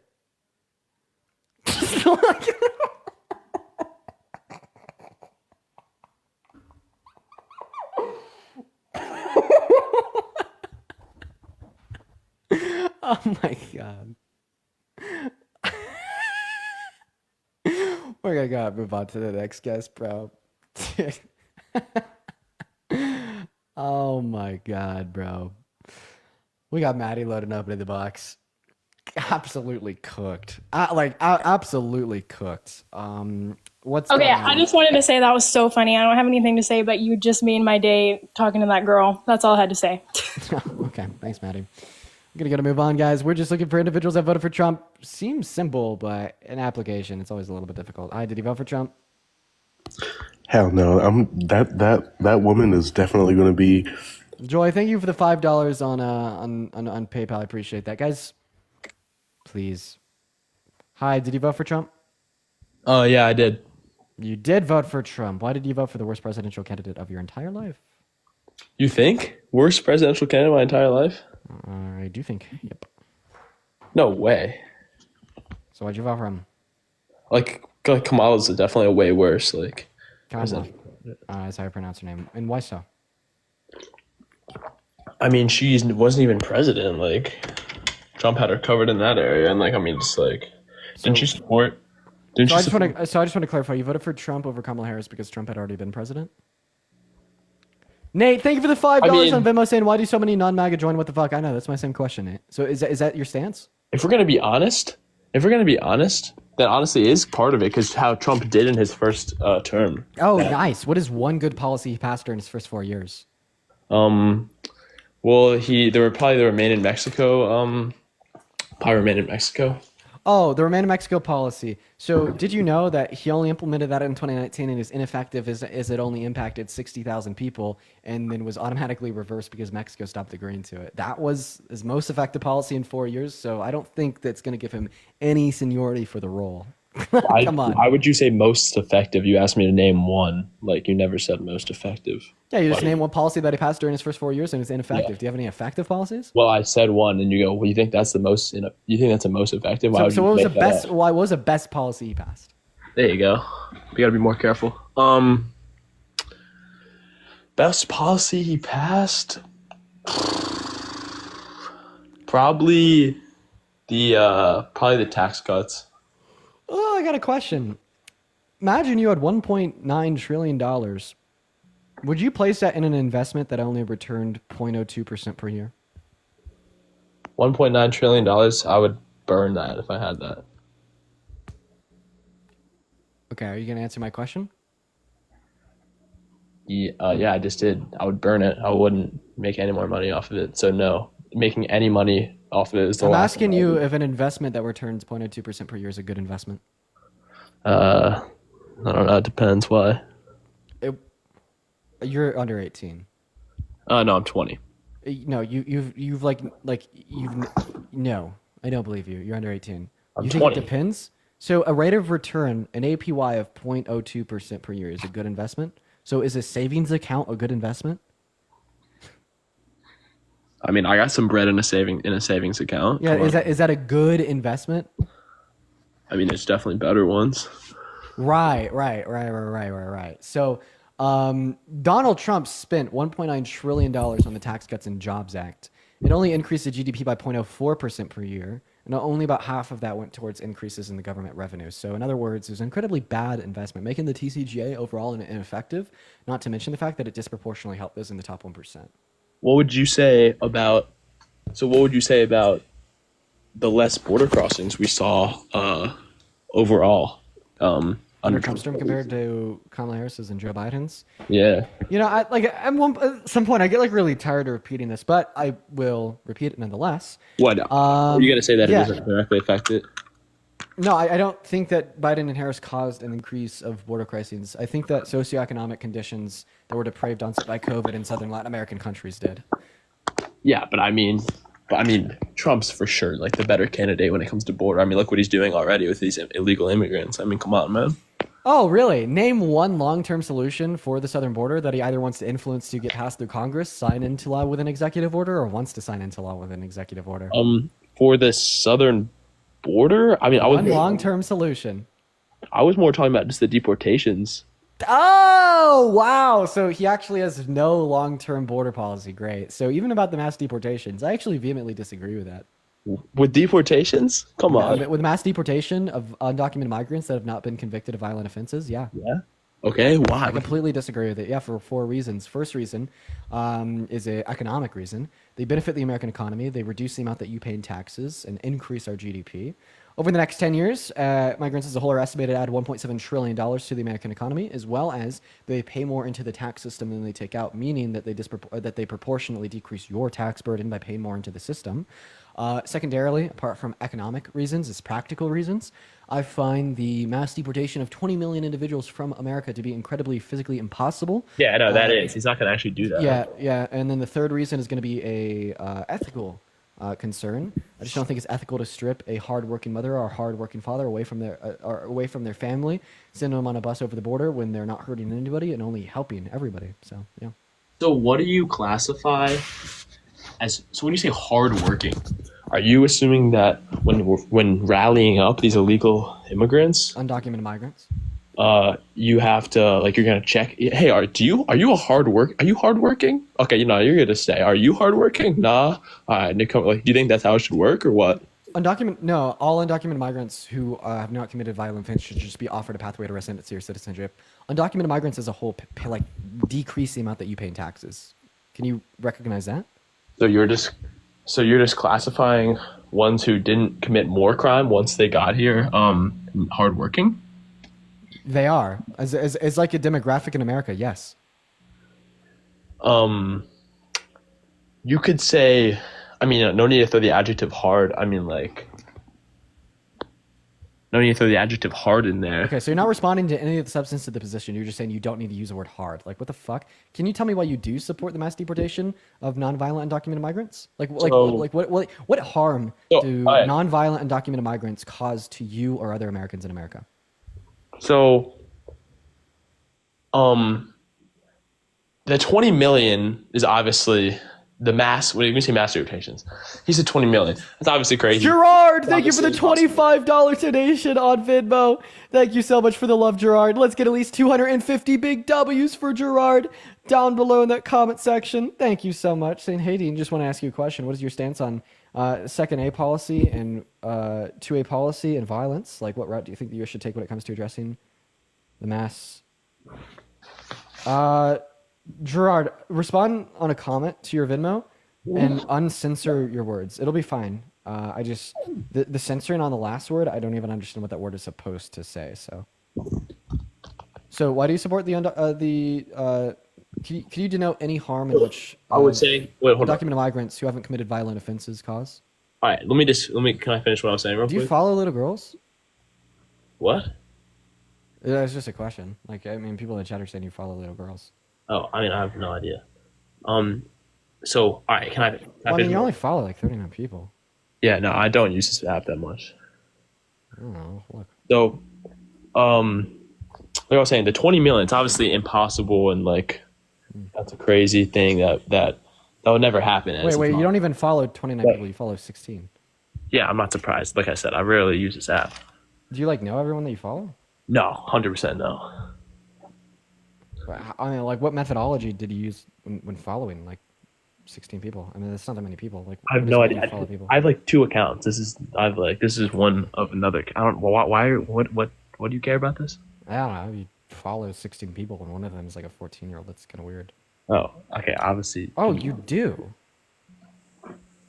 So we're just gonna when you're losing the argument. I don't want people to go find the little girl, so we're just gonna go move on. Yeah. It was just because he followed so little people, it's just really easy to go find the 14-year-old's account. So we're just gonna kick him and move on because I don't want to draw more attention to the little girl. So, Sid, thank you so much for the $30 donation on Venmo. Thank you so much, Sid. Let's get at least 300 big W's for Sid down below in that chat. Thank you so much. W's for Sid. Thank you. Big booms. Sid says, hope I'm having a good day. I love you, King. I'm having an all right day, man. It's been a long one. You know what I mean? It really has been a long one. But hey, man, I really appreciate you for the love. Everyone, please do show some love to Sid down below in that comment section. Raymond, what's up? You vote for Trump? Yeah, bro, I did. Why'd you vote for the worst presidential candidate of your life? I'll get to that, but I have a really quick question, if that's okay. Go for it. Why are you up here every single day taking the money out of your people's pockets, saying the same things over and over and over again? Because I want to scam them all to build my own wealth, to be a evil capitalist. That's I'm not trying to troll you or anything. It's just a serious... you think I was trolling? I was giving an honest answer. I'm just kidding.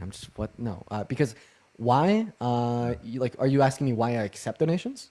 No, so I could do this full time. When you first started out doing this, because I watched you for a while, and you're a smart kid, you really are. Not even a kid, you're a smart adult. you never used to post your PayPal. You never used to post your Venmo. You never used to. Like on the background? Yeah, you never used to shout it out at all. Like you just did That's it. not true. So it's always been in my bio. And in fact, when I started doing these streams, they were in the background, but then like TikTok started shadow banning the Venmo and the PayPal if they were in like the background of a stream. So then I put them in my bio. But then TikTok started shadow banning your account from like pushing in the algorithm if they're in the bio. So now they're back in the background. And I just think it's like jealousy. Like, I don't think there's anything wrong with accepting donations through the live streams. They support and enable me to be able to do this full time. I mean, shit. Like the donations literally allowed me to build a full goddamn studio with like $3,000 in lighting equipment, like a $2,500 camera, just so I can now go on YouTube and start up a daily show to promote the good even more. Like, they also pay my bills, and it's all like willingly from individuals that support what I do. Like, what's the issue?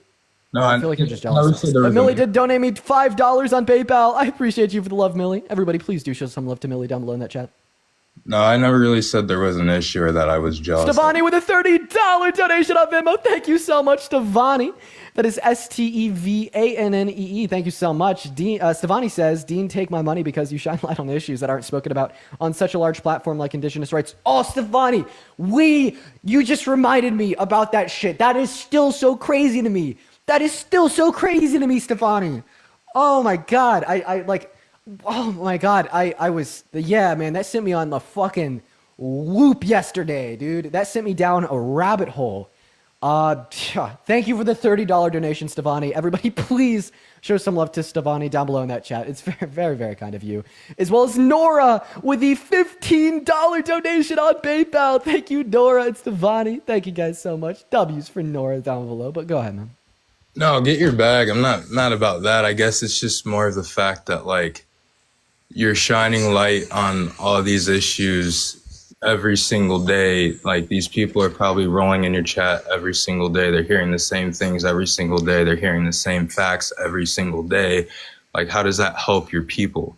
You know what I'm saying? Yeah, I have a question. Do you think the same people are here every day?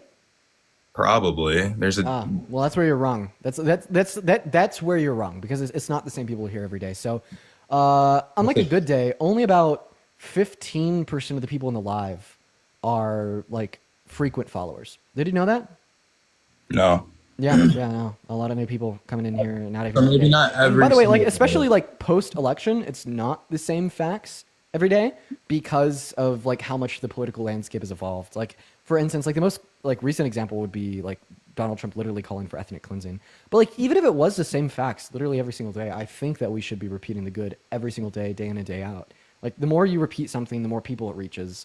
The more you justify a fact, the more people accept and believe that justification.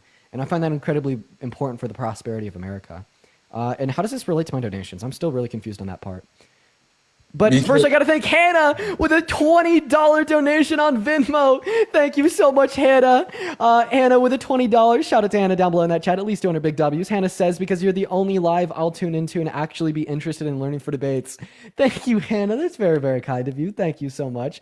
And Gavin with a $5 donation on Venmo saying donating to Dean because he forces me to send him his money. That's right. You've been scammed, Gavin. Thank you for the $5. Alyssa, thank you for the $5 donation to become the mega capitalist we all want to need. Das, thank you. Thank you. Kristen with a $5 donation saying, keep doing great work. I appreciate that, Christian. Thank you so much. And then Natalie with a $10 donation on Venmo saying, I'm here every day. These Donald Trump supporters get dunked on. It's the only hope I have for the left right now. Natalie, you are here every single day. And I really appreciate you for that love. Thank you so much, Natalie. Shout out to everybody that's been donating. I do really appreciate you guys for the love. And it means the world for me. Speaking of, holy shit, Heidi with the $30 on Venmo. Oh my God, Heidi. I want to see at least 300 big booms and W's. Shut up. For based Heidi down below in that chat for the 3-point lighting system. Dude, yes, it is a 3-point lighting system. It is so cool and it looks so good. The lighting is probably like the coolest part of the studio yet. Okay, you're like screaming like shut up and shit. Welcome in. You could unmute and talk now if you want. Shut up. Okay, you're mad apparently? Is that like the new tactic of the right? When you hear a liberal that's just spreading truth, you're just like, we better silence them. Democrat. How are you, 14? Be honest. 12. Yeah, you have a lot of growing to do. It's okay.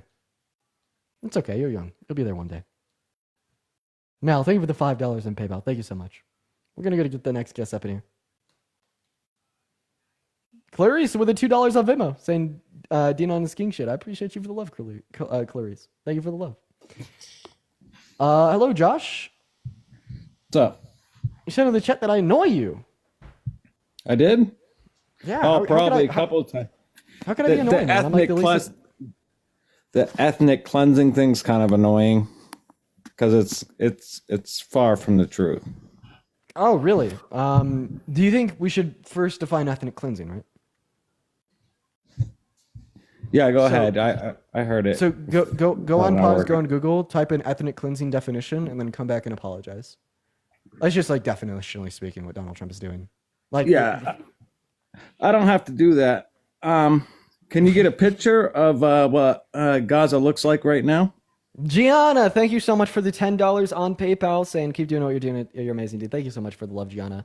I can't get it on the background because I would require me to pause in the stream. However, No, I'm that's more fine. than willing to Google it, and it's a very it's a very tragic sight. Yeah, it's not very humane for them to live like that, Audrey, right? thank you so much for the $5 on PayPal at all. No, it's not humane at all, and that's why I'm very vehemently anti-Israel because Israel did that. All right, say your house burnt down, Emily, right? thank you for the $10 on Venmo. Thank you so much, Emily, as well as Sierra with a $15 on Venmo. Also to the question, aka helps us. Every person whose mind you change helps us as a whole, and on a personal level has helped me break through issues with my MAGA grandparents because I have a cleaner, calmer, and more concise way to explain my issues. That's awesome, Sierra. Everybody, please show some love to Sierra in the chat, as well as Emily with a 10 saying Dean helped me educate my brother. Dude, 2 people. That's awesome. Thank you, Emily and Sierra. And Andy with a $30 on Venmo saying keep cooking them. Dude, bro, I got you, Andy. I'll cook on this one. Appreciate you for the love, though. I want to see so much love for Andy, Sierra, and Emily. And by the way, Andy is spelled A-N-D-I. Thank you, guys. Go ahead, Josh. You know, like say your house burnt down, right? And Trump wants to put you in a different house while he rebuilds that. Mm-hmm. Is he ethnic cleansing you? Well, if I was a Palestinian in the Gaza Strip, absolutely. Listen, we're just gonna go and clean up this argument. So, here's basically what you're saying. You're like, well, like the living conditions in Gaza Strip are really, really bad and inhumane, and all that Trump wants to do is go in there, briefly kick them all out and rebuild it for them, so we could have a brighter tomorrow. The first issue with this is just that the whole idea of rebuilding it for the Palestinians is propaganda. He sent a post out on Truth Social saying that he'd be acquiring the land from Israel, meaning that there'd be no Palestinians there. But let's just assume that it's true, that he will give it back to the Palestinians. This is a bad argument, and it's been played out a lot through history. So basically, we're saying that America and Israel created very inhumane living situations for Palestinians on the Gaza Strip. Now, America and Israel wants to kick them all out and rebuild the Gaza Strip. So in other words, they're saying that they've created this issue that has given this group of people a depraved quality of life, so we could violate their human rights because it gives them a better quality of life. Where have we seen this play out through history? What about the most popular argument from the American South during Emancipation-era slavery, particularly when the white colonializers and white supremacists created depraved living conditions for Africans in America, and then they justified slavery by saying, well, if these individuals were not owned as property living on these plantations, they wouldn't have food, shelter, warmth, water, clothing, etc. Right. All right. Say we don't rebuild it. Who's going to rebuild it? You follow kids, bro? Get the fuck out of here, bro. It's ew. Why is there so, bro? Like, dear fucking god, bro. Just gonna go to move on to the next guest. Everybody, just give us a minute while we get the next guest up in here. We got Hot Girl Online. What the fuck? Okay, we got Ken's loaded in. Here we go. Hi, you vote for Trump? Hi, I did. Oh, why? I just want to say I did vote for him, but I do regret my vote.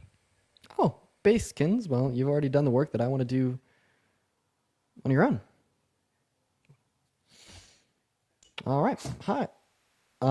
Colonizers. Sorry. Hey, what's up? Hot girl online, you vote for Trump? Is this working? Yeah.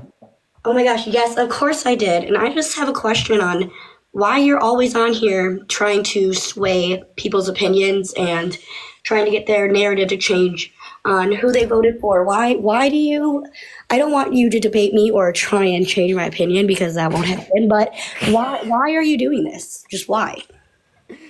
Do you have a hobby? So yeah, I have many hobbies. I also happen to have a job. You're looking at the job. And I want to change people's minds because I want humanity to flourish. I want people to be happier. I want quality of lives to be higher. And I feel as if the beliefs in which I hold to be the case are going to help humanity do exactly that.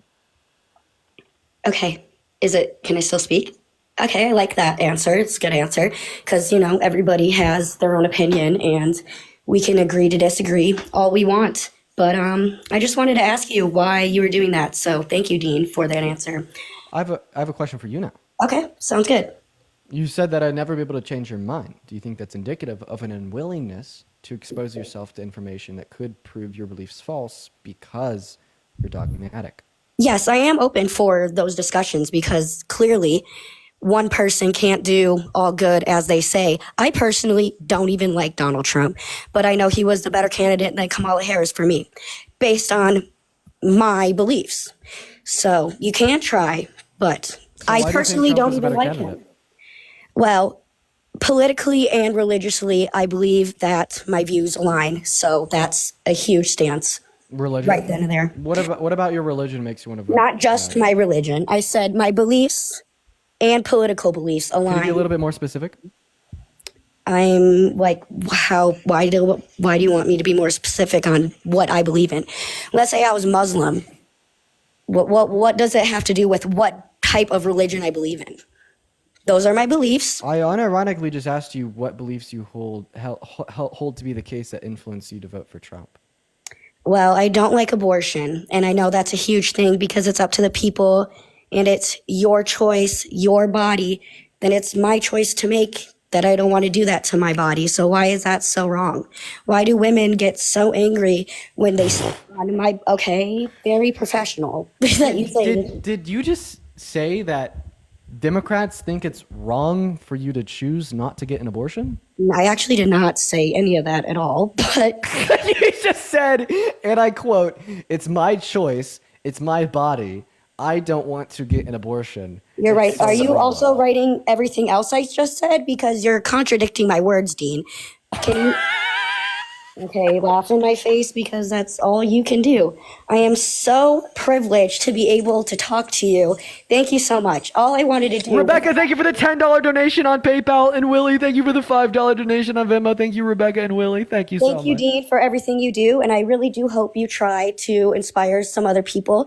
But thank you for your conversation. Thank you for your time. I wish you'd be open to a longer conversation. I would love to, but I find you interesting. Thank you. I want to relax. I just got home, but I saw you were on. I was like, I would love to talk to you.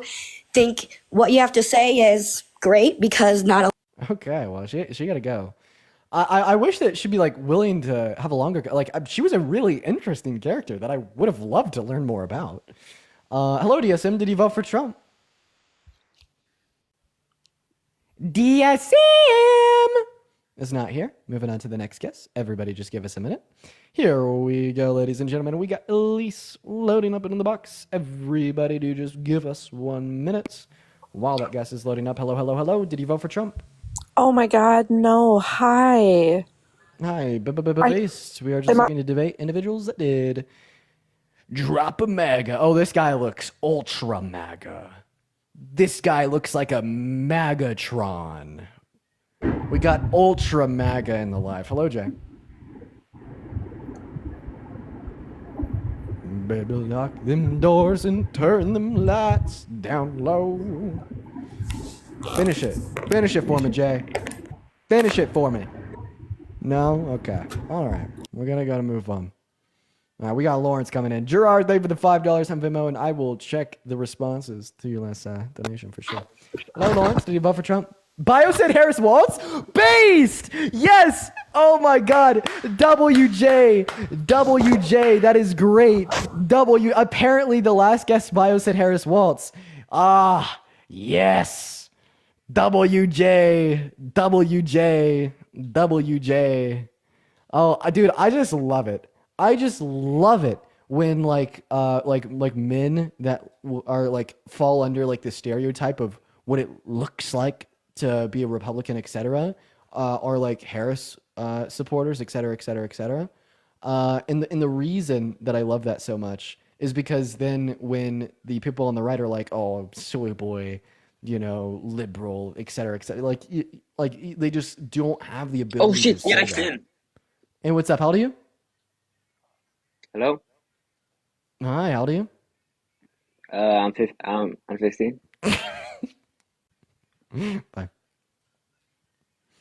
All right, we're gonna move on to Jin. Everybody, just give us a minute. AG Bondi coming for me? She's not gonna be able to do shit. Come on. What's up? You vote for Trump, Jin? No, I didn't, but my parents did, and honestly, Jen, get them on the live. Go over to their house and re-request. I love to talk to them. Naomi TV? Yeah, I'm pretty sure we're honestly just gonna finish out the day on here. Am I still going over to YouTube? I've decided against it. Rachel, thank you for the $2 on Venmo. Thank you so much, Rachel. That's very kind of you. Very kind, Rachel. Very kind. Hello, Icon. Did you vote for Trump? Hello, Icon. Boo. Well, I think I kind of want to hold off and wait to show you guys the studio until it's fully done. I think I was just getting too giddy, too excited. I was like, oh, well, I want to show them the studio. I'm gonna wait until it's fully done. Hello, did you vote for Trump? No, I just wanted to say you're a goat, man. Dude, is that a C7?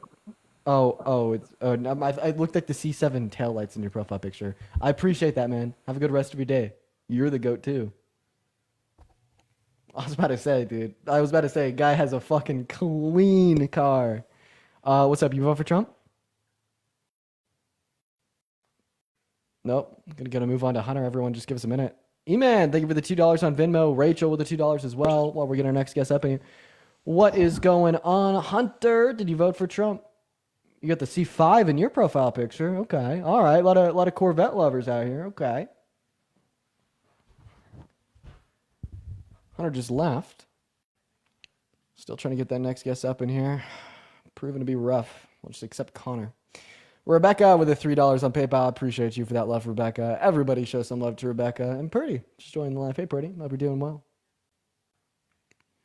Man, why is it so hard to get debates going? It's crazy. There's nearly 8,000 people in the live, and there's not a single Trump supporter that can take me on. Hi, Brookie. How old are you?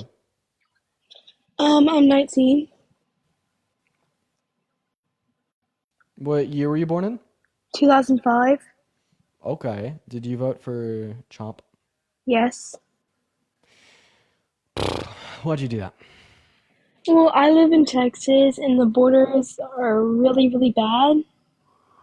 And I'm also lower class, so the economy was really, really bad for me. Are you trolling? No. Donald Trump's gonna make you. I trust the chat. I don't think that you are 18 or older. Sorry. Trust the chat. Hi, Connor. Did you vote for Trump? I'm from Canada. You're the GOAT. Keep doing what you're doing. Oh, are you the same Connor that came up? Yeah, I'm the same one. I religiously watch you because you're our saving grace. Dude, you're awesome, Connor. Yeah, I remember Connor. Dude, we love Connor here. We love Connor here. Victoria, thank you for the $1 of him. I appreciate that. Thank you so much. We love Connor. Canadian Connor. Hello, did you vote for Trump? Hey, I'm from the UK. I didn't vote Trump, but I'm just want to say we need more left wing. Appreciate that, man. Hello, did you vote for Trump? Come on, your name is Keep America Great. Are you talking to me? I thought you were talking to the bottom guest. No, Are you talking to yourself on the bottom? No, I was not talking to I myself. voted for Trump for border security, taxpayer waste, that type of thing. Okay. If you voted for Trump because of border security, can you name one piece of legislation that he wants to influence to get passed through Congress to serve as a long-term solution for border security? Look, bro, we're gonna use executive orders. We're not even use Congress. Alright, bro, executive orders work just as well. Name one executive order he already passed or will pass that will serve as a long-term solution for border security at the southern border. Why do you hate Trump so much? You God, I despise you. I despise you. me. I'm just opposition having a conversation with you. Don't despise me. Let's talk about it. The reason I despise you is because you told me that you voted for Trump because of border security. So it's like, sure, name one border policy that he wants to pass through Congress. You're like, oh, I don't know. He doesn't want to use Congress. Yeah, Then I'm like, name one moment. Now I'm like, name one border EO that he wants to sign into law. Then you don't have an answer because you don't know your shit. You voted based on vibes. And then you're like, Dean hates Trump. Name one policy that you like from Kamala. Like, are you serious, bro? Oh, I can't do it. I'm just like you. Just kidding. I can name a handful. So first, I like your policy of reinstituting the same federal codifications offered under Roe v. Wade into federal law to allow all 170 million American women and girls to have access to abortion. The reason I support this policy is because currently 1 out of 3 women of reproductive age in America do not have elective access to abortion, and 60 rape victims per day are also denied access to abortion. I also support her economic policy. Her economic policy was estimated by the CBO to cost $3.4 trillion and provide tax relief to 100 million American workers in the low and the middle class. And the best part about it is intended to reduce childhood poverty by increasing the childhood tax credit, which means childhood poverty would have gone down by 40%, not to mention that tax plan as a whole was self-sustainable, meaning that it would have paid for itself over the 10-year lifespan of the bill by bumping the corporate tax rate by 7%, by reducing government spending, by offering Medicaid a greater renegotiability with private pharmaceutical companies, on top of a few other things. Economic policy aside, I also supported some of her policy for foreign affairs. Didn't support her policy for foreign affairs in Israel. However, I did support her policy for foreign affairs in Ukraine. I think that we need to stand 10 toes behind a red line in the sand with Russia, prevent expansion to prevent a second Cold War. And there's a multiplicity of other fronts in which I could say I endorse her as a candidate, mainly her housing affordability policy. She wanted to offer first-time home buyers a $25,000 subsidy for new construction, which would have bumped up demand for new construction, which means we would have built close to 2 to 3 million new houses over the course of the next 4 years, as well as she wanted to limit the amount that any American citizen could pay out of pocket for pharmaceuticals to about $2,000 per year. So there's a good idea of some of Kamala Harris's policy, which I did indeed support. How about you do the same for Trump? You think talking fast and makes you sound like super smart? That's rehearsed. 100% rehearsed. You done practiced that shit in your mirror 100 times. I hate to be the one to break it. I wasn't talking fast. You were just listening slow. No, you were talking super fast. You practiced Brandon, thank you for the $10 donation on Venmo, and Victoria with $5 as well, and Hannah with 50 cents, and Octavia with $8 and 88 cents. Thank you, Brandon, Veronica, Hannah, and Octavia. God. Oh my goodness. Similar, you assume I'm a human. What I gotta do to get through? I'm a superhuman, innovative, animated robot. I actually can talk pretty fast. Do you want me that's some Eminem shit right there. Yeah, that's pretty good. You want me to slow down a little bit? Yeah. Okay. What do you want to know about specifically? Do you just want me to give you one policy of hers that I liked? Do you like no Trump policies at all? Yeah, I do. You do like Trump policy? Oh, no, you asked me if I know them. Yes, I know them. No, I said, do you like any Trump policy? Oh, yeah, like expediting the approval of the COVID vaccine during his first administration was all right. Same thing with the Right to Try Act. That's about it. Right to Try was good, no? That's what I just said, yeah. So can you tell me one Trump policy that he wants to influence to get past this term that you agree with? Yeah, border security. But you already told me that you couldn't name a border security policy, big boy. Come on, do better. Send them to Venezuela. Okay, so once again, you were talking about mass deportation. That is a immigration policy for sure, but not a border policy. You said that you liked his border policy. Bro, you try to like border Hold policy. on, talk fast guy. What? Is there not a problem on our border? There is, and there has been for all of American history. And I want to know what Donald Trump intends to do to fix it, because the problem is how bad and efficient and slow our legal processes of migration are, and that's what needs to be fixed. And, you know, all these things about deploying the military to the border and whatnot, that is literally just to make people like you sitting back in the recliner, drinking a Corona, happy and clap like a toddler watching Cocomelon on a sticky iPad. That is not a long-term solution for the southern border. It does effectively nothing. It is just an immediate solution to make his fan base clap, clap, clap, clap, clap, jeer and smile because Right. he's doing something about it. There's no long-term solution that Donald Trump has offered either in his first term, in his run for presidency this time, or already in the first 16 days of his presidency to serve as a long-term solution for the southern border. The only person that had any seemingly a long-term solution for anything was Kamala Harris with a bipartisan border bill to expedite the asylum-seeking Bro, claims you're and funny. other legal processes of migration into our country. She had no and funding the plan. course on the border more. She had no plan. I just told you know what her plans that. were. That's more than you've been able to do for Trump. If anything, Kamala Harris had more plans than Donald Trump, and it has been made explicitly clear by this conversation because I've been able to verbalize Kamala Harris's plans. Meanwhile, you have not This been is able to verbalize verbalize. Trump's It's gonna plan. make you fucking smart, bro. You got to be kidding me right now. You're like stuck on this issue, aren't you? Brandon with a You $10 know you're- donation on Venmo, and Christina with a $20 you know donation you're on lying. Venmo as well. Christina and Brandon, thank you You both know so you're very lying, much. bro. What am I lying about? A closet full of curves. Thank you for the $5. And Nicole with the $5. talking about some Kamala Everybody, Harris. please show some love to Brandon and Christina in that chat. Can you thank Brandon and Christina in that chat real quick? Hey, y'all think Southwest Florida keep America great in that chat real quick? Let me get some love, Southwest Florida. Keep America great. They kick me out when I get 20 plus coins. Let me get some love, chat.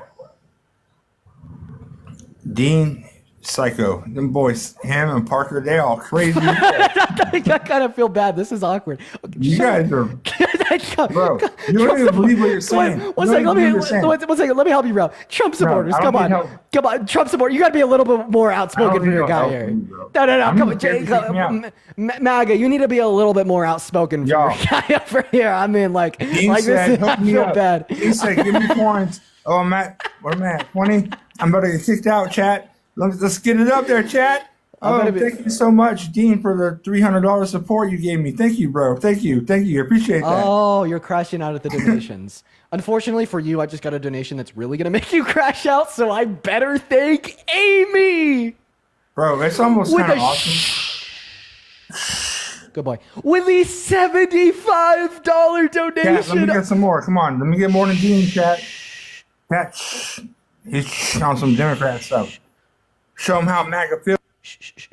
With a $75 donation on Venmo from Amy. I want to see at least 5 trillion W's and booms in the chat for Amy, and we will not stop until we hit that mark. And by the way, that is Amy spelled Amii. All right, and Amy says, keep going, Dean, love you. I love you too, Amy. You are always in here. Thank you so much for the love. Oh my gosh.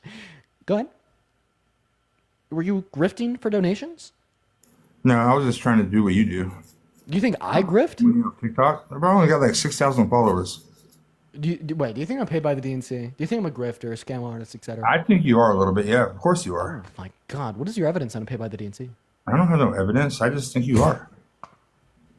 Oh, I just think this. I don't fucking investigate you, bro. I just think this without any evidence. Yo, Sid! Oh my gosh! Sid with a $50 donation on Venmo. Hey, Sid says, Cat, getting there is disappointed no for life Sid. for real. There's no Venmo donations. He just fucking yells that shit out randomly. Thank you, Dean, for the $300 million, Dean. Appreciate you, Dean. Thank you for coming to the Republican Party, my boy. Thank you, Dean, for realizing. Appreciate you. You said there's no Sid? You're the longest person that's ever let me stay on here. Y'all kick me off when if I get to 20, out. I appreciate you for that. You said there's no Sid, right? Watch this. One Sorry, second. you're so I'm young. gonna cover it up because I got. You're so young and dumb. Block out information here. I know that you guys are looking at white. Just give me a second. I'm. Hey, chat, liberals lost their mind, chat. So there's Sid. Raise You your see that? kids good, guys. Hey, wait, you see Sid I'm right there? ending up with a liberal child. Wait. You see Sid right there? Do you see that? Do you see Sid? Raise your children right, guys. We're gonna end up with Deans and There's Parker. Sid. Okay, I just proved to you that Sid exists. Any response? I don't even know who you're talking about. Who the fuck is Sid? Somebody that donated me $50 that you said didn't even exist. I couldn't see nothing. It was just a blank screen. Oh my God, you're so far gone. Are you like turning on like a generator or something? Yep. Okay, well, do you have anything like other intellectual statements to share with us? Yeah, I mean, I don't understand why y'all are so mad, dude. Do I seem mad? Yeah, a little bit. It's like that Like one you- There's like nothing you can say that Trump did good. Like securing the border. You probably hate Elon Musk too, don't you? Oh yeah, not Elon's Like biggest we fan.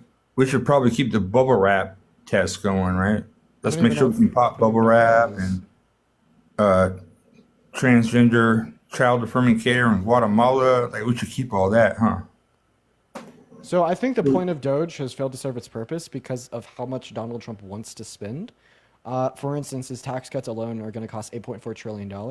In order for Dude, Doge you're to break even with manipulated this, and you're mistaken. Listen, JD Vance accepted that figure at the presidential debate. you know what is it, the ASUID or whatever? One second. JD Vance literally accepted that Donald Trump's tax plan would cost over $8 trillion at the vice presidential debate. Bro, we're paying for sex changes in Guatemala. You understand that, right? And you understand that Doge will not. Are even you okay break with even. that? You understand. You understand that Doge will not even break even with one of Trump's policies. Can you answer that question? Are you okay with paying for sex changes in Guatemala? So more specifically, right? It's funding. You want to answer it? Yeah, I'm correcting you on your misinformation. Please answer it. It's fun. It is funding, right, organizations in which, it's funding research organizations for transgender individuals in Guatemala, and I'm absolutely okay with that. It literally costs less than half a penny of my federal burden every year, so who gives a shit, right? How many genders are there? How many genders are there in America? There's typically 2 genders, and then of course the absence of a gender, which we refer to as non-binary. However, gender is a social construct, and those are just the 2 typical ones.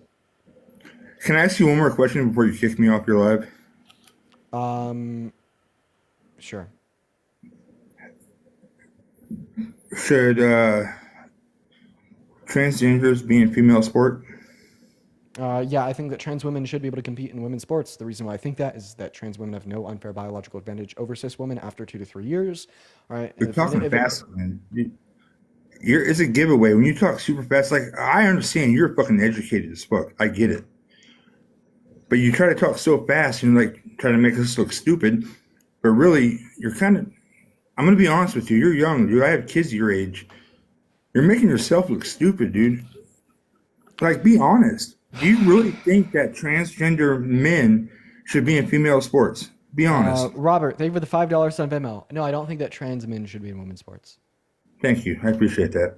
No, a trans man is It's a man. And trans women are women? You're either male or female, bro. That's it. Wait. You said a trans man's a man, right? So it means a trans woman's a woman, right? So you think that trans women should be able to play in women's sports, right? No, I think if you're born male or female, play your sport.